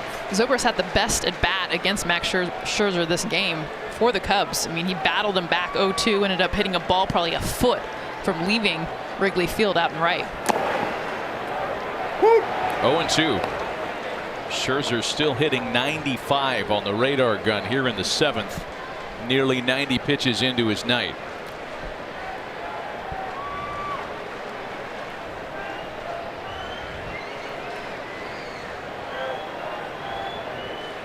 Zobrist is one of the 3 Cubs not to have struck out tonight. And now you can scratch him off of that list. 10 for Max Scherzer. And both pitchers known for having a very good fastball, but tonight has been about their secondary stuff. And you'll see it first with Scherzer and then Hamels.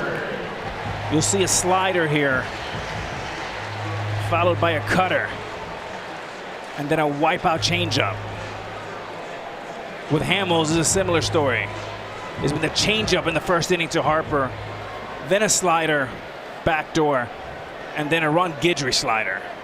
It's a difference between both the pitchers in their 20s and more mature pitchers in their 30s. Jason Hayward now 0 for 2 with a strikeout and a fly to right.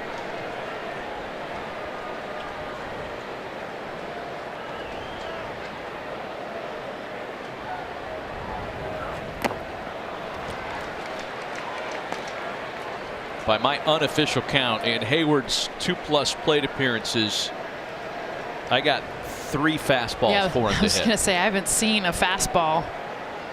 Obviously not this at bat. Oh, there was one. The grunt. Here you go, Max. That helps. Jason left his knuckles at the plate for that.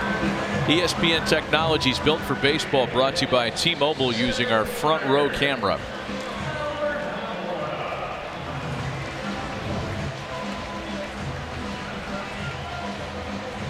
This has the sound of Nolan Ryan.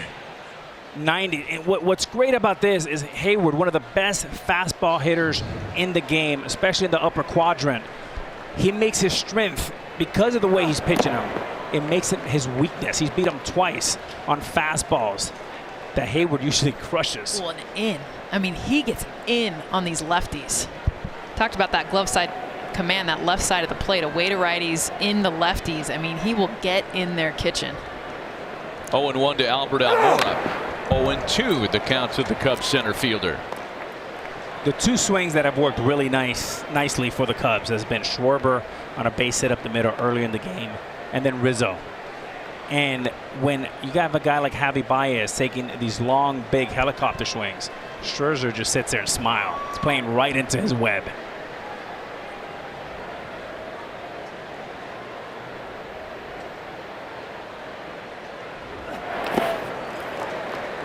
As of the end of July, there had been exactly 4 games in Major League Baseball where both starters went 8. This doesn't happen anymore. Like, we're talking about the day and age of the opener. Wow. And, you know, the quality start, the 5 and fly, all the new kind of barometers for what's an acceptable starting pitching performance in baseball. Say that stat again. Through the end of July, 4 games in which both starters went 8. That's unbelievable. 4. Quattro. Each starter on the verge of getting there. We're not sure if Cole's coming back for the 8th. He's been brilliant tonight. And the problem for Dave Martinez having Scherzer up 4th this upcoming inning. Boy, that is a tough decision for Martinez. Full count now, 3 balls and 2 strikes to Albert Almora, and the way Max Scherzer's gone, a full count with 2 away and the bases empty constitutes as good a rally as the Cubs have been able to muster tonight. 3-2.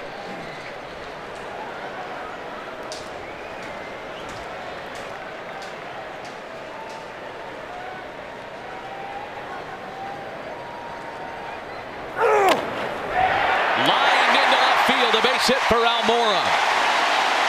Not this time. Scherzer tried to power another 97-mile-an-hour fastball into a 2-strike count, and Almora was there to jump on it. We talked about fastball being so explosive. This is one that Scherzer rushed a little bit, and you'll see it leak from the outside corner all the way to the inside corner. And that leakage allows Almora to get on top of it and put good wood on it. And that was 97 with some roar at the end on the hands of Almora, which tells you the ability to be able to get to that pitch. We haven't seen anyone be able to do tonight against Scherzer. As good an opportunity as the Cubs have had all night, as you can see, with Almora as far along as anybody's been on the base paths. The opportunity now for Schwarber. He had the first of the 3 hits against Max Scherzer tonight.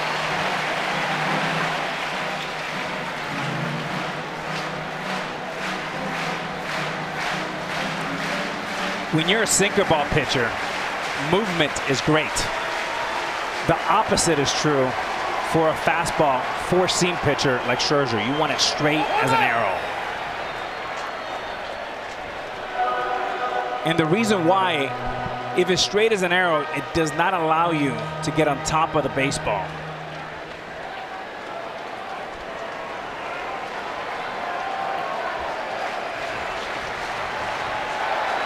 Just 2 RBIs for Kyle Schwarber in his last 20 games.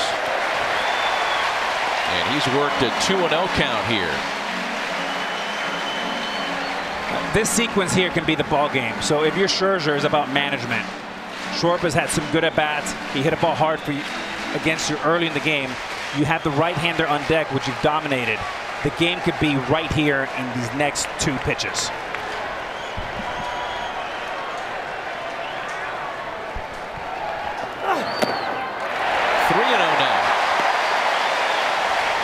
And you just want to put him on. You just want to say, go to first base. Do you think Scherzer? That's exactly what they're doing. Yep. I think Max called for that himself, too. That was it. He got behind 3-0.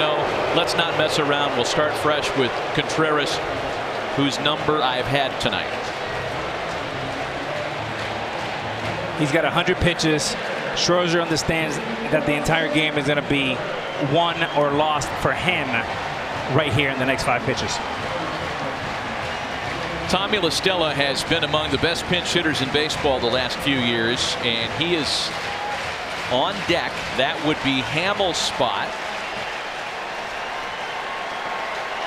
We'll see if the Cubs have an opportunity to make that move. It'll all be up to Contreras with runners at first and second and 2 gone.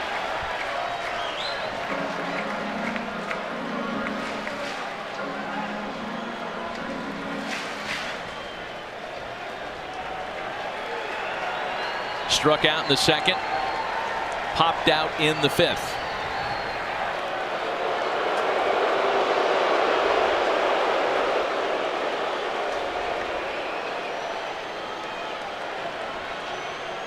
And if you think Scherzer's good with the bases clean under normal circumstances, with runners in scoring position, his 137 batting average allowed is the lowest in the National League.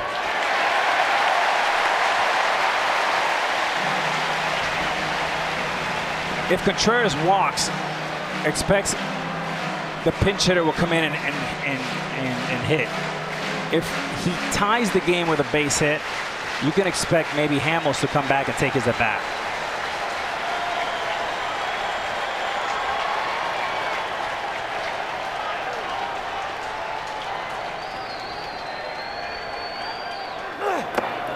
Big swing for the downs pass by Contreras.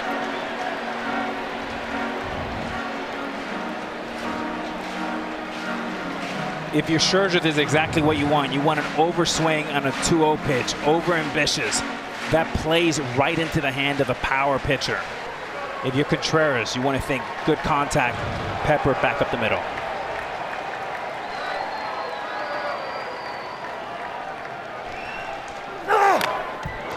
One and 2 now. Better swing. To my ears and eyes, you guys tell me if I'm seeing something wrong. That big time grunt only accompanies 95 or plus, better, yeah. right? He's not grunting his way through changeups. It gets him from 94 to 96.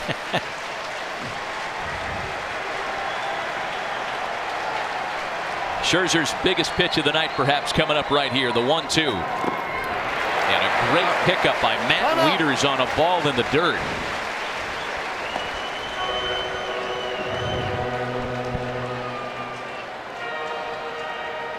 And a Gold Glove scoop there by Wieters.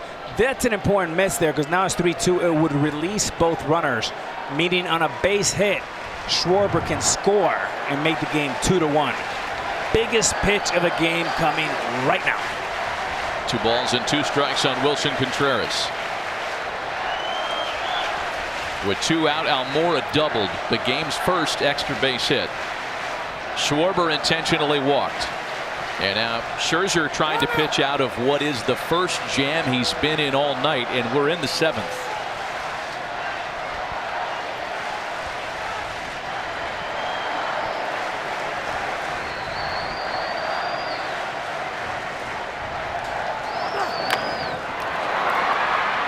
Still 2-2. Threw him a wrinkle there on 2 balls and 2 strikes.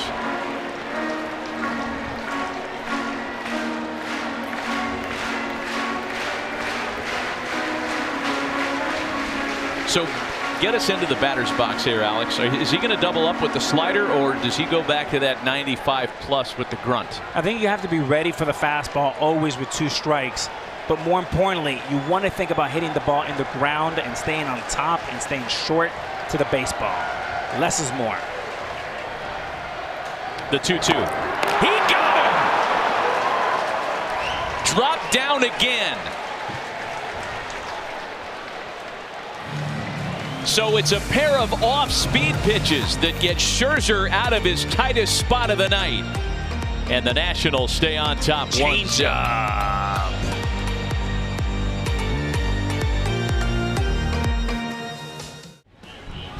Max Scherzer and the Nationals with plenty of emotion in a 1-0 game. Scherzer with a double-digit strikeout night. His 77th career such performance. And it's the Cubs that go to the bullpen in the top of the 8th for Carl Edwards Jr. He gets a 1-pitch out off the bat of Mark Reynolds. Well, Joe Maddon in a spot to use the back of his bullpen despite the fact that he trails by a run. Edwards has been great this year. He's held opponents to a 190 batting average, making his 40th appearance of the season, putting together a terrific overall campaign.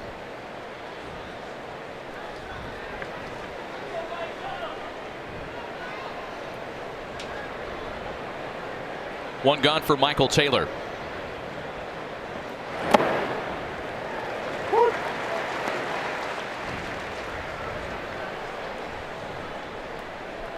Cole Hamels and Max Scherzer matching one another pitch for pitch tonight. Again, the only difference, the second inning sac fly by Mark Reynolds.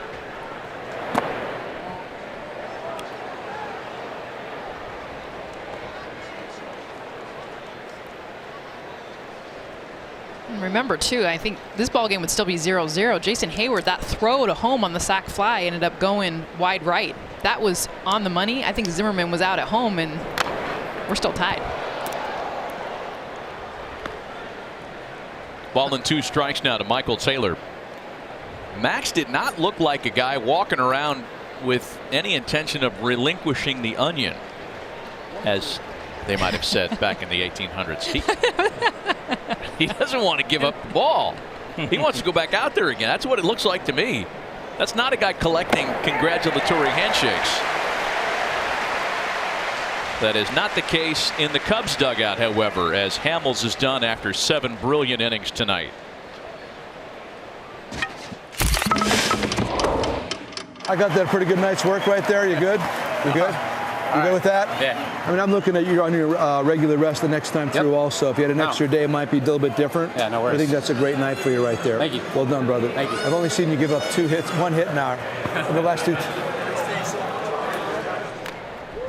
Yeah, I don't know as Matt Wieters digs in now with 2 gone. I mean, how much better could Cole Hamels be in his first 3 starts with the Cubs than 18 innings of work,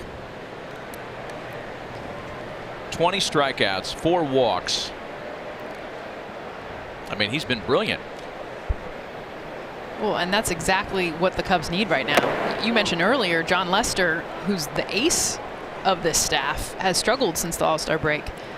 And even though you know John Lester will get right, take a look at Cody Glover in the bullpen for the Nats. It is so necessary with you, Darvish, injured, Tyler Chatwood, bullpen, that they need Cole Hamels. And you talked about him possibly being maybe not the Justin Verlander for the Astros, but just kind of that guy that can come in, not only ignite himself to be a better pitcher, but also this staff, which has been the biggest weakness, and that's the starting pitching. That's right, Jess. I mean, maybe he's doing his best lookalike, right? Like Justin Verlander. He's been terrific, and he's been a lot more assertive with his fastball, democratic in the way he strikes out hitters with his 9 strikeouts today. Carl Edwards Jr. picking up right where he left off. Still 1-0 Nationals.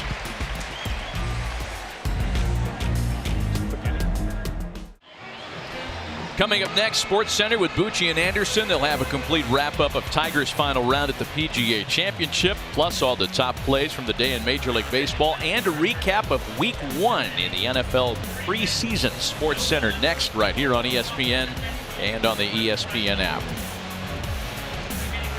Week 1 of the NFL's preseason. Amazing. Get ready to get sucked right back into Matthew Berry and the wonderful world of fantasy football. I'm ready. Fantasy football. Coda Glover on in relief for the Washington Nationals, recalled from AAA Syracuse earlier last week.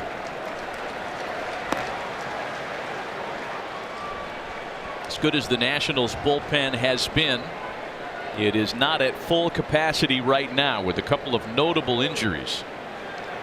And that's why the likes of Coda Glover were summoned from the AAA level. Kelvin Herrera on the DL.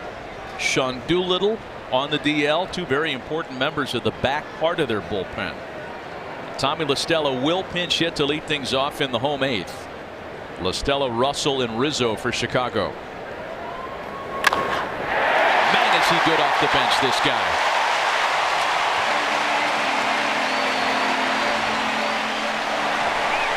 Nobody has more pinch hits in baseball than Tommy La Stella.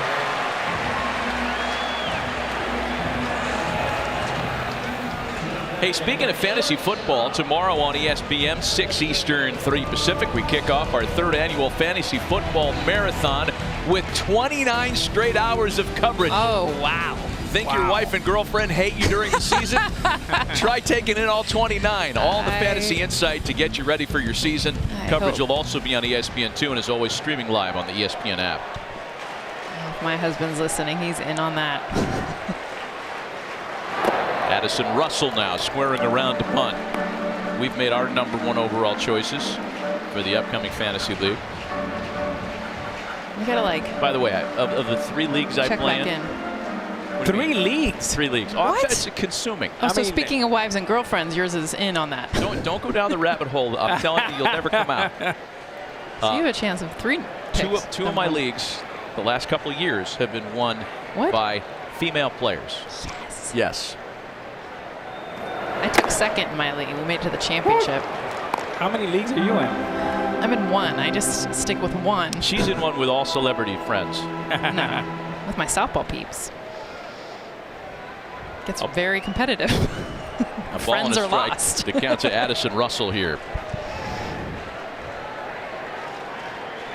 Tommy La Stella with the leadoff single, pinch hitting. And now Russell trying to advance him. If you're sitting in the Cubs dugout, there's a little light at the end of the tunnel. There's some hope with Max Scherzer out of the game, hopefully in the training room getting ice. You feel like, okay, we can get something together here. Good start.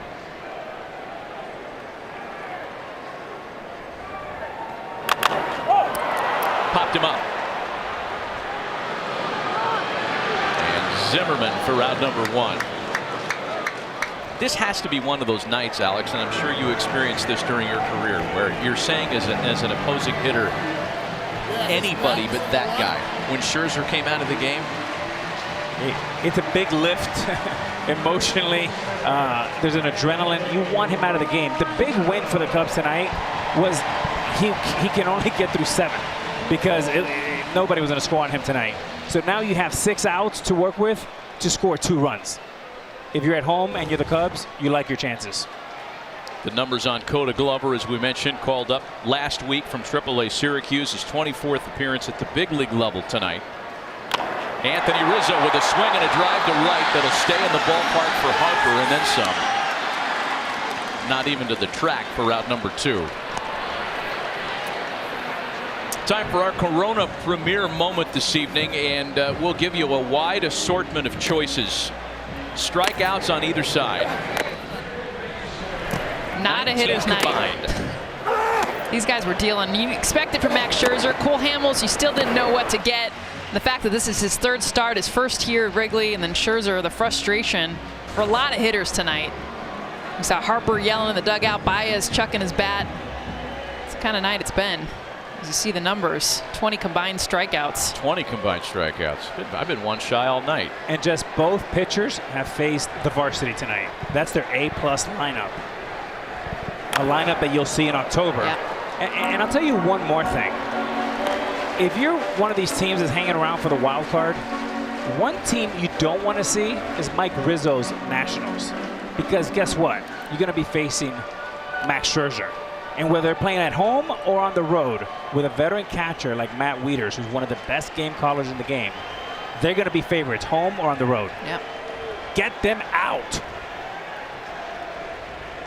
0-1 the count to Javi Baez. Another reason why the return of Steven Strasburg is so important.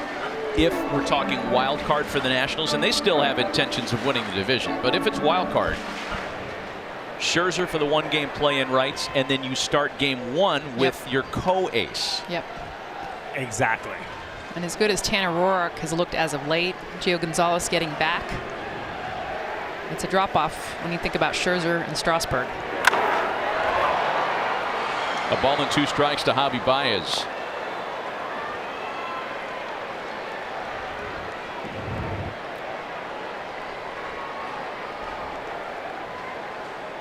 Javi reacting as though he should have done damage on that ball.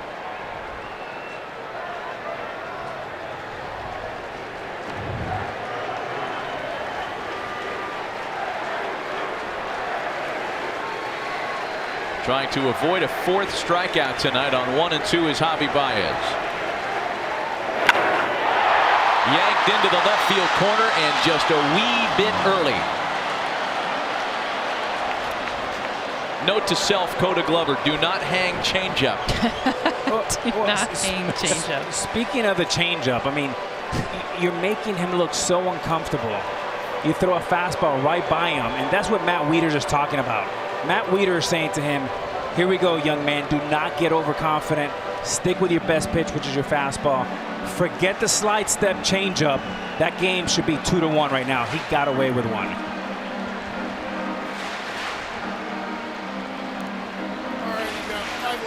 No reason to get fancy here and start the slide step or changeup.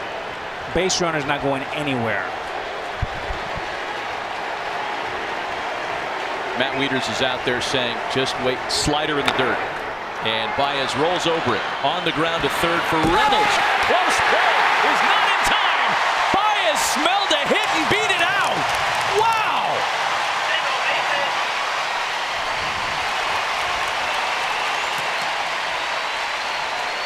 Now Mark Reynolds was brought here for his offense, and he's done a very nice job. But as a right-handed hitter, when you hit a slider, you get a running start. And that's exactly what Javi Baez did. And you see that little hesitation right there? That's exactly why Javi Baez beats it, or almost beats it. I guess we'll find out right now because they're reviewing it. Oh, man. Looks like they get him on that look. Yeah, this one might be coming back. Looked awfully close. We'll take multiple looks at the replay, the same looks that they'll get in New York City.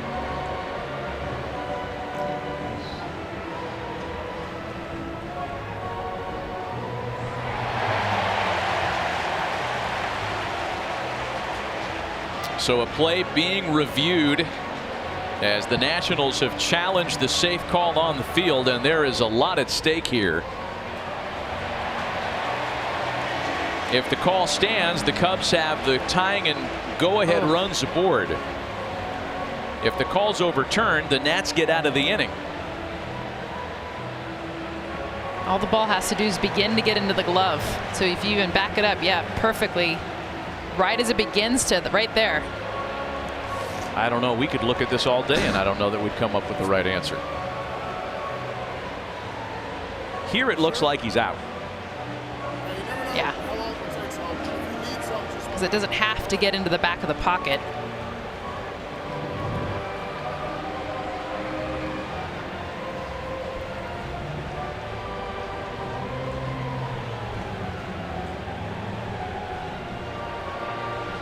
Dave Martinez has challenged 23 calls in his maiden voyage as a manager. 11 of those have been overturned. Again, on a different look, a little different timeline. It looks there like they got him.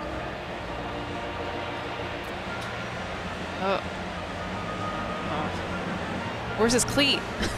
How long's his cleat? Because his cleat is hovering over the bag. They got him.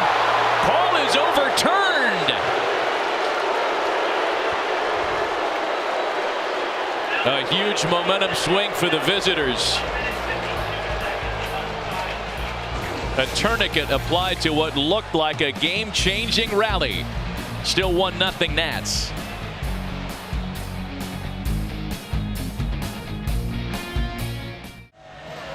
The MLB At-Bat mobile app brings every baseball moment to your favorite devices. Catch it all season with the free MLB.tv game of the day. Highlights, stats, news, and more. Download MLB At-Bat today, your #1 app for live baseball. And in a 1-0 game, the Cubs go to the bullpen for a guy who spent time in the other dugout not too long ago. Brandon Kintzler was acquired on July 31st by the Cubs from the Nationals. Made his Cubs debut the next day, on his birthday no less, and goes to work here in a 1-0 game. Matt Adams digs in pinch hitting against him. A soft liner gobbled up by Addison Russell, who read that well off the bat.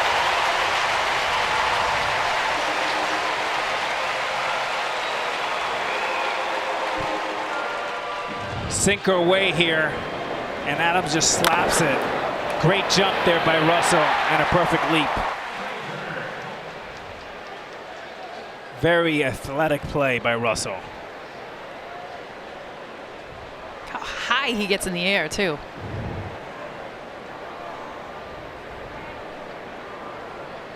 So a first pitch out for Kintzler. That was the case when Carl Edwards came in relief of Hamels in the 8th.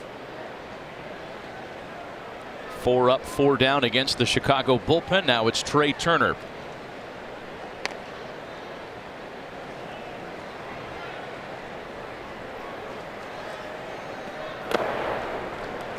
Well, how do you navigate the league's top base stealer? You keep him off base, as the Cubs have done successfully tonight with Turner. 3 ground ball outs.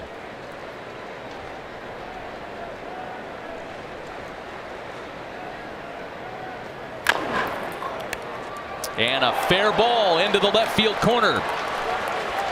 Turner can fly. That one bounces away from Schwarber, and Turner's on his way into third. The throw there not in time. It took one tricky bounce for Turner to kick it into that other gear. You talk about the speed of Turner. He just bounces this fastball barely fair, but he doesn't let up. The whole time the ball's in front of him, and Kyle Schwarber, this ball ends up ricocheting off the wall. Not a lot of room there. You see the difference between wall and where Schwarber gets it, but watch Trey Turner get after it.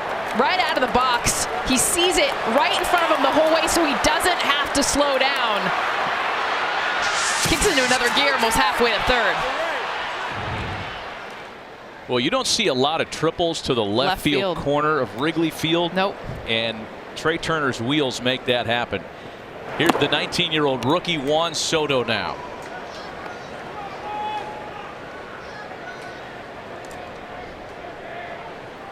Soto 0 for 3 tonight, as is Bryce Harper, who stands on deck behind him.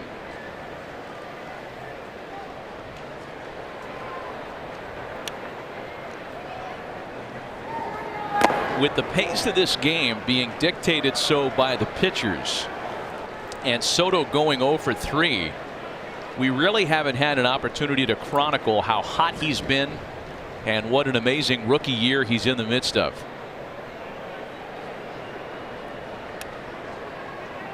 Again, the infield in for Chicago. This is a 19-year-old player. And as Jason Stark pointed out on Twitter this week, he's younger than Kylie Jenner. Wow. And already among the best players in the game. And a mature player. I mean, that's what impresses me the most. And he's got the green light right here.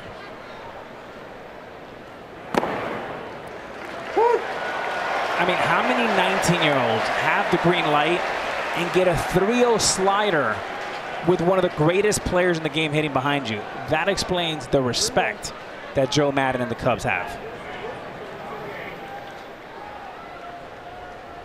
Now, Trey Turner should be off on contact here because he's one of the fastest, if not the fastest guy in the game.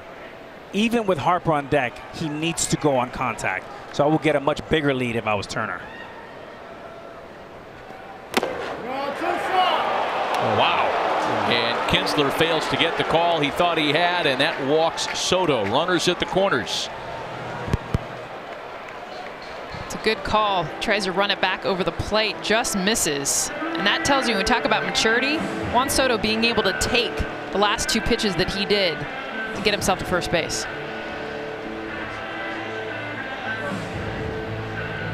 So Joe Maddon comes out, and with Bryce Harper scheduled, the Cubs have left-hander Justin Wilson hot. No move yet.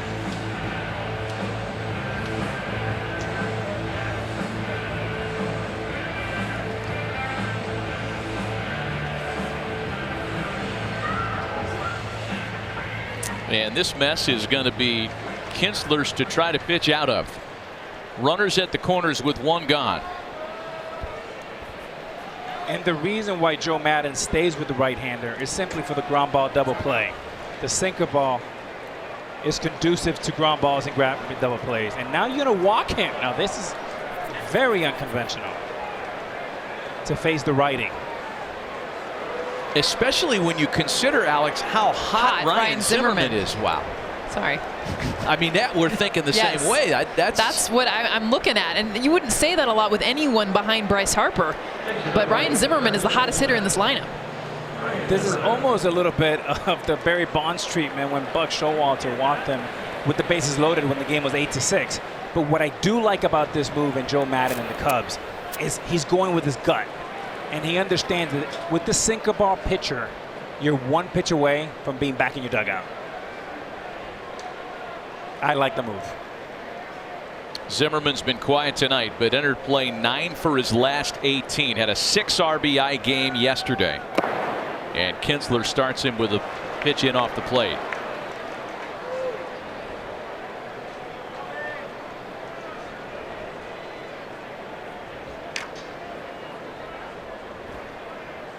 The Nationals hadn't a runner in scoring position between the second when they plated their lone run and just now. And here they've got a bases loaded opportunity with a now 2-0 count on Ryan Zimmerman.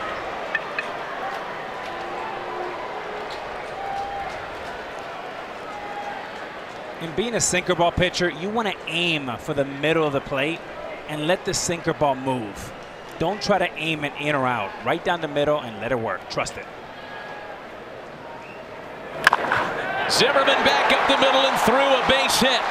That scores 1. They're going to wave Soto around. A 2nd run scores. And the strategy backfires here in the 9th.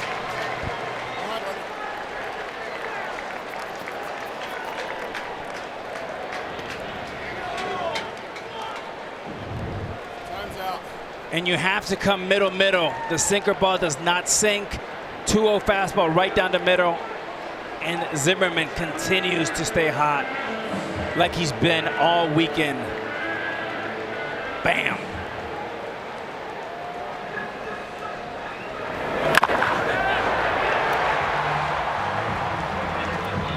Two big runs in the 9th. Some late insurance for the visiting side and a pitching change. We'll be right back.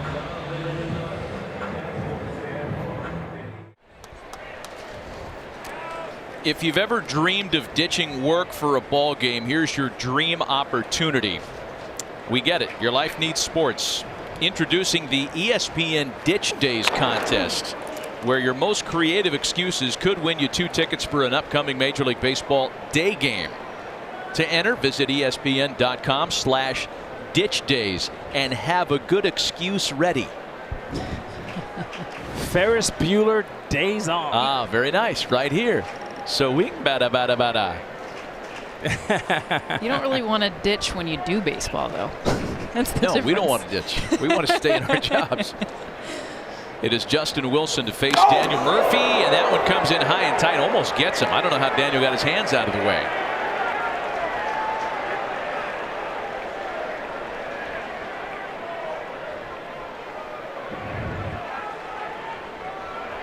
As a left-hander, you want to stick in there, keep that shoulder in there for the slider. So you wait to the last possible minute, and that's not fun right there, especially at 96.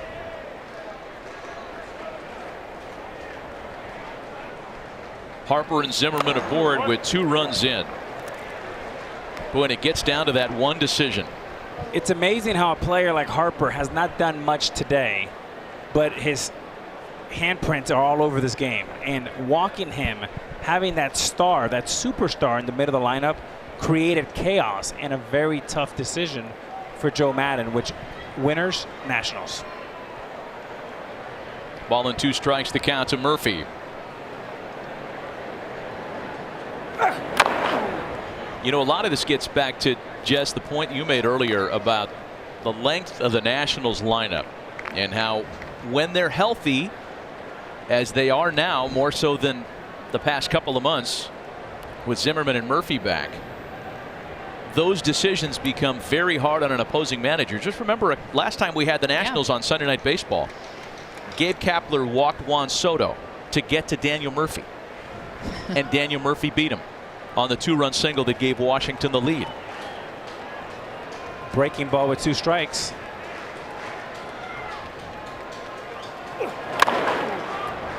Murphy with a fly ball out to shallow left. Schwarber coming in, calling off Russell to make the catch. Tonight is a perfect example of why you see Bryce Harper and how well he's been playing and hitting since June 20th. Is he has a supporting cast that when managers try to pull moves like tonight, the supporting cast is able to step up. Therefore, winner advantage Bryce Harper. Well, this is a lineup tonight without Adam Eaton, so it has even more length normally when Eaton's in the lineup, getting the night off against the lefty. And Anthony Rendon. Anthony Rendon, who's injured, got hit by a pitch, but should be back. So Mark Reynolds now with 2 on and 2 away and 2 runs in, and Ryan Madsen up in the Washington bullpen, looking for an opportunity to close this down in the last of the 9th.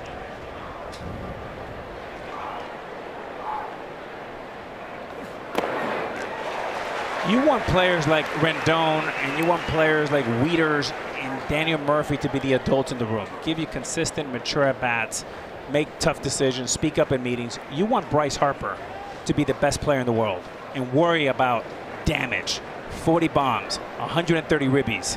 And that's what he's doing right now. That's why the Nationals have such optimism. Yeah, there were a lot of things that contributed into this kind of script flipping rally here. The speed of Trey Turner gets him to third base on a ball into left. The 19-year-old kid Juan Soto, who laid off a couple of borderline pitches to draw a walk. And then, of course, the decision to intentionally pass Harper, only to have Ryan Zimmerman burn the Cubs.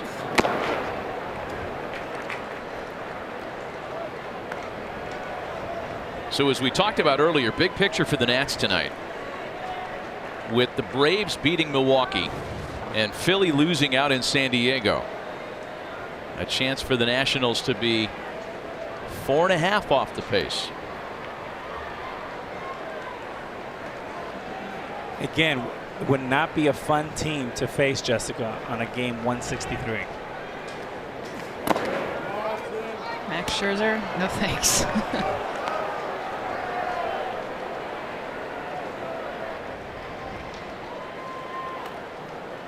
Dave Martinez has done a really nice job just keeping the troops together, keeping them connected. That was the lightest, most optimistic Dave Martinez we've seen so far this year. I thought he was very informative and very well prepared.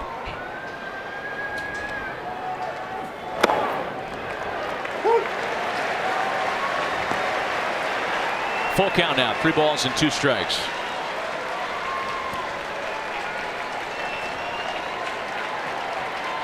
This will release Harper and Zimmerman.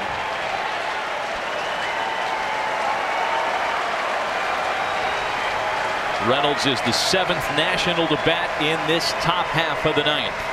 There go the runners, the 3-2. Rings him up on a called strike 3.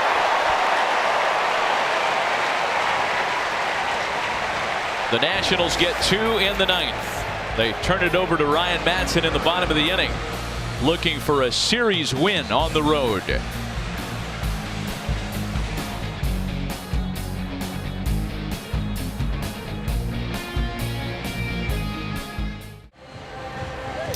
Ryan Madson protecting a 3-run lead in a safe situation to work in the bottom half of the 9th.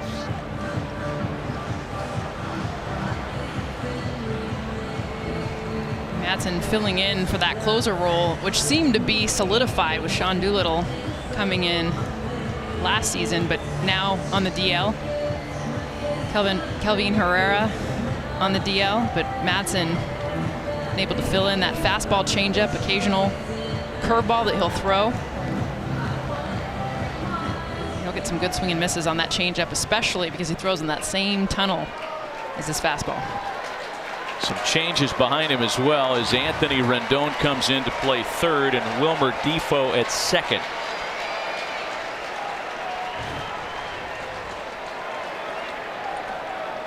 This is Dave Martinez equivalent to the hands team on a onside kick attempt.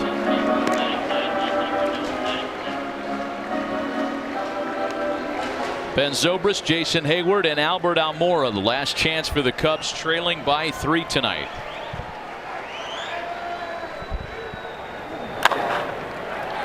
Bounce to first. Well, you mentioned that changeup, Jess. It's a good one for Ryan Madson this year. Opponents batting 38 cents on that pitch. .038. The lowest batting average in baseball on plate appearances ending in a changeup. And you can see why that last at bat to Zobrist, someone who recognizes pitches very well, way ahead of it, because it looks so much like the fastball. Teammates with another guy that has a pretty good changeup, Cole Hamels, in Philly from 206 to 211. Teammates in the World Championship team in 2008. Jason Hayward now 0 for 3 so far tonight.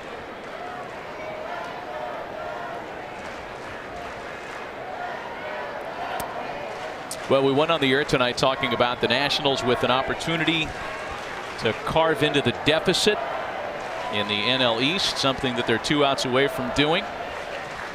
And the Cubs having an opportunity to pad their advantage atop the Brewers in the NL Central. Milwaukee losers to the Braves today.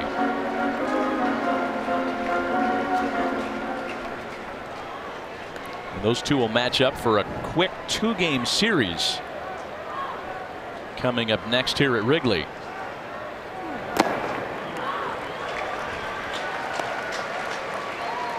Two balls and a strike.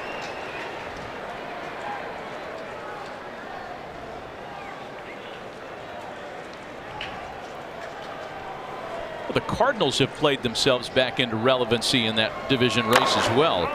As Hayward chops one off the plate, Defoe's got to hurry, and he loses the handle. The old cliche, Alex, the new guy, it always finds you. It always finds you, and tough play made a little tougher by Defoe, being a little bit over aggressive. I like coming in, you have plenty of time, even 2 hands, and then a nice flip. A little bit too quick, you have plenty of time. That ball will find you.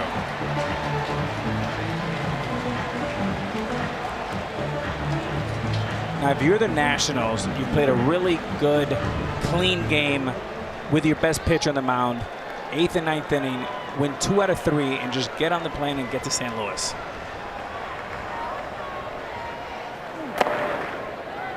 Albert Almora now.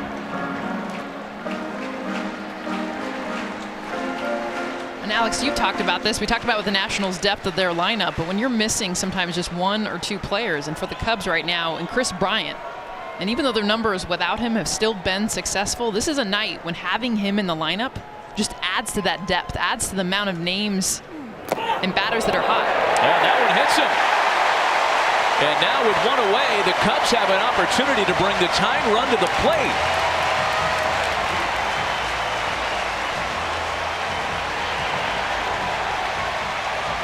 And you open the box by the error or a play that should have been made.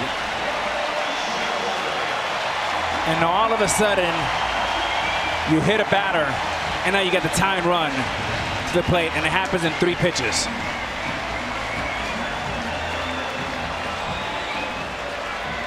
Yeah, Bill Murray conjuring up little enthusiasm, as is this sold-out crowd. And now it's Kyle Schwarber who represents the tying run with 1 away. Schwarber has singled and been intentionally walked tonight.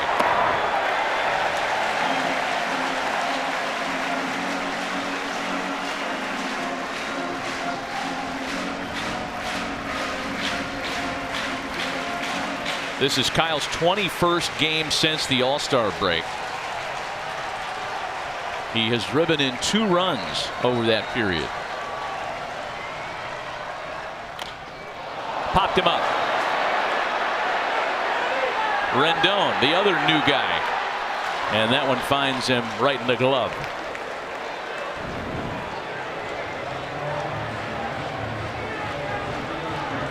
Talked about the Cubs with a chance to add to their lead against Milwaukee with a win tonight. There will be no ground gained. Brewers losers today, and if the Cubs fail to come back, it'll stay 2 games of separation. And again, those 2 teams match up for a quick 2-game series here at Wrigley starting on Tuesday. Wilson Contreras, the last chance for Chicago tonight. 0 for 3 with a pair of strikeouts against Max Scherzer.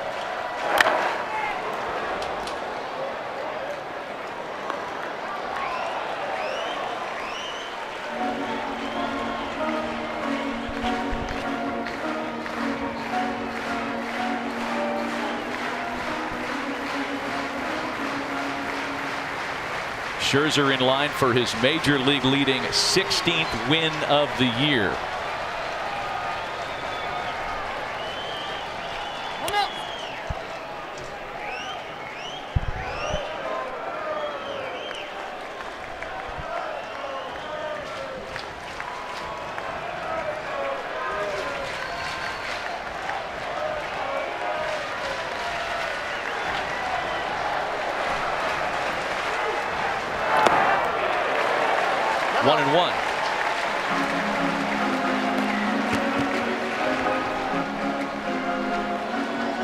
Has displayed some nifty glove work tonight.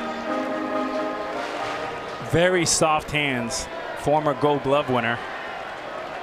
And for a man that tall, he gets as low as anybody. He is a big boy too. You stand next to that guy, you just feel terrible about yourself. I mean, speaking, personal example.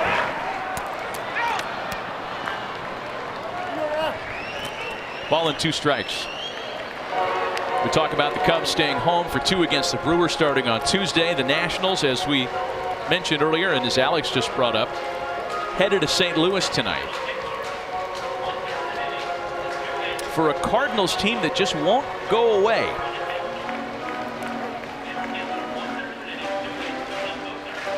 Matt Carpenter and company still relevant.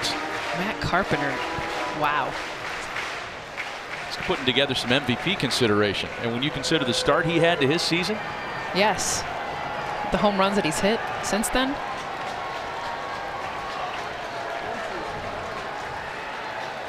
A ball and 2 strikes, the count to Wilson Contreras. You really see on a night like tonight because Scherzer and Hamels were so in control, so automatic. How the game has changed since it's gone to the bullpen on both sides. You just didn't feel like either lineup had a chance with those two starters in the game. It's been a completely different feel since the 7th.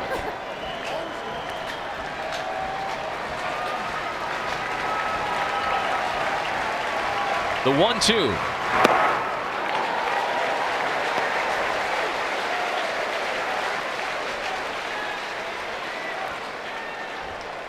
Which is why Max Scherzer fights to keep the ball. He wants to stay in these games because he knows he can finish them.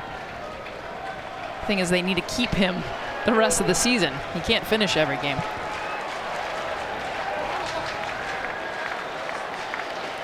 Should it go any farther, David Bote waits on deck for Chicago. He has been so good filling in for Chris Bryant, whose shoulder is still on the mend. 39,000 plus on their feet and very quiet as Contreras stays alive.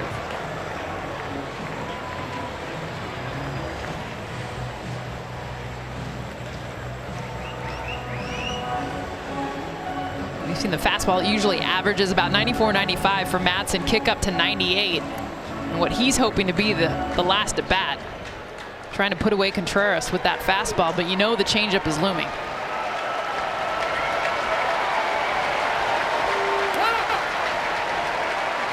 Little cat and mouse game going between Contreras and Madsen. Yeah. As soon as he gets on the rubber.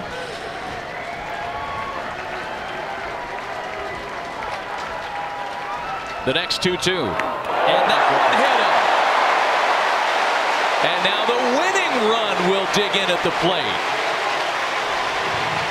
The second hit batsman of the inning by Ryan Madsen.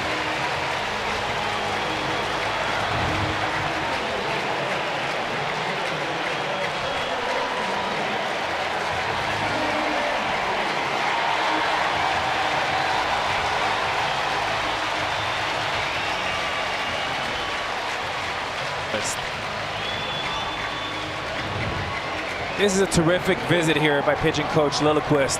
And basically what you're seeing is, hey, calm down here, big boy. And then Matt Wieters said, give me your best 2 pitches. And right now they're saying, give me your best 2 pitches. It should be no sign. Maybe sinker changeup or changeup. But when Wieters gets back behind the plate, I don't want to see any signs. You should already be on the same page, just like coming out of a football huddle. You know the play that is called. Let's go. Hayward, Almora, and now Contreras aboard the latter of 2 via hit batsman plays. And now we're going to have a pinch runner at first as Ian Happ will come out to represent the tying run.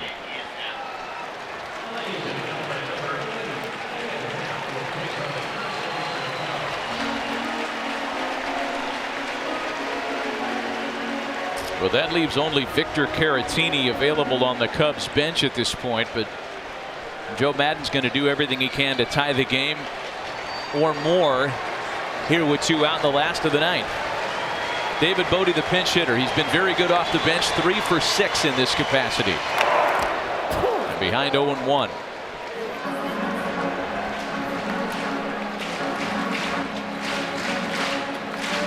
We talked about Bote last time we saw the Cubs. This is his 5th stint with the major league team. Up and down all year seemingly from AAA.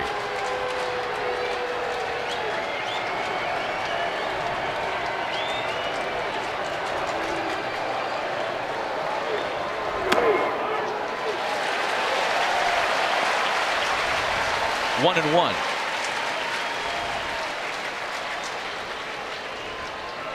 David Bote, one of those hitters that has hit the ball hard, especially the last 2 weeks.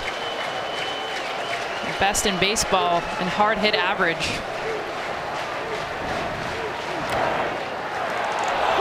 And the Cubs are down to their final strike tonight. Oh, wow. Alan Porter with a very generous call in the bottom of the zone, but he got it right. The difference between 1-2 and 2-1 is about 200 points on the batting average.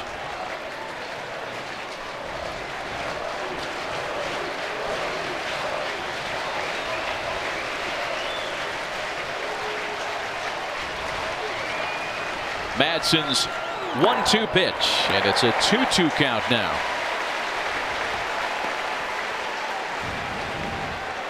We've seen Madsen get ahead. We just haven't seen his ability to put away, and that's something that he has done well in this closer role.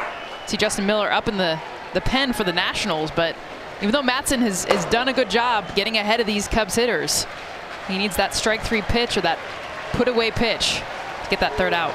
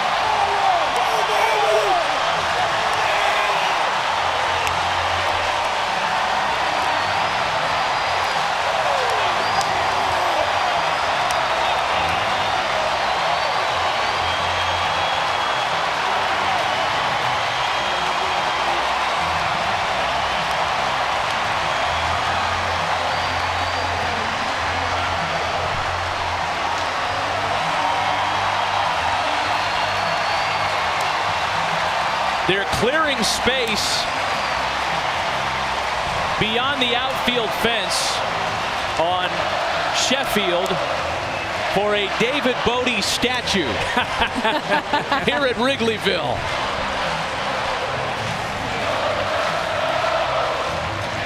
And a Hollywood ending for David Bote, the 25-year-old who's been sitting idle in the bench for 8 innings, gets a fastball down in the zone.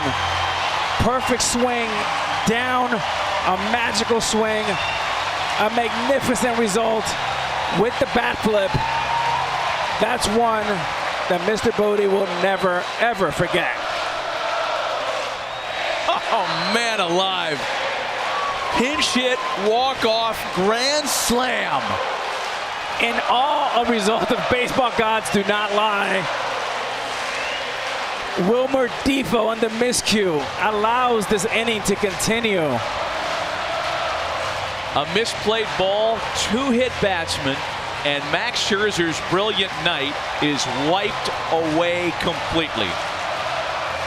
My goodness. And Matt, just for the Cubs, this is one night they can look back in the middle of October and say, hey, this has the feel of 2016. This has a magical feel as well. Wow. David Bote. What a moment. A fantastic finish at Wrigley. And a 4-3 stirring Cubs come from behind win. Coming up next is Sports Center. Tomorrow, exclusive coverage of the Mets and Yankees at 7 Eastern. For Alex Rodriguez and Jessica Mendoza, Matt Vasgersian saying good night from Wrigley Field. Sports Center is next with John Buccigross and John Anderson.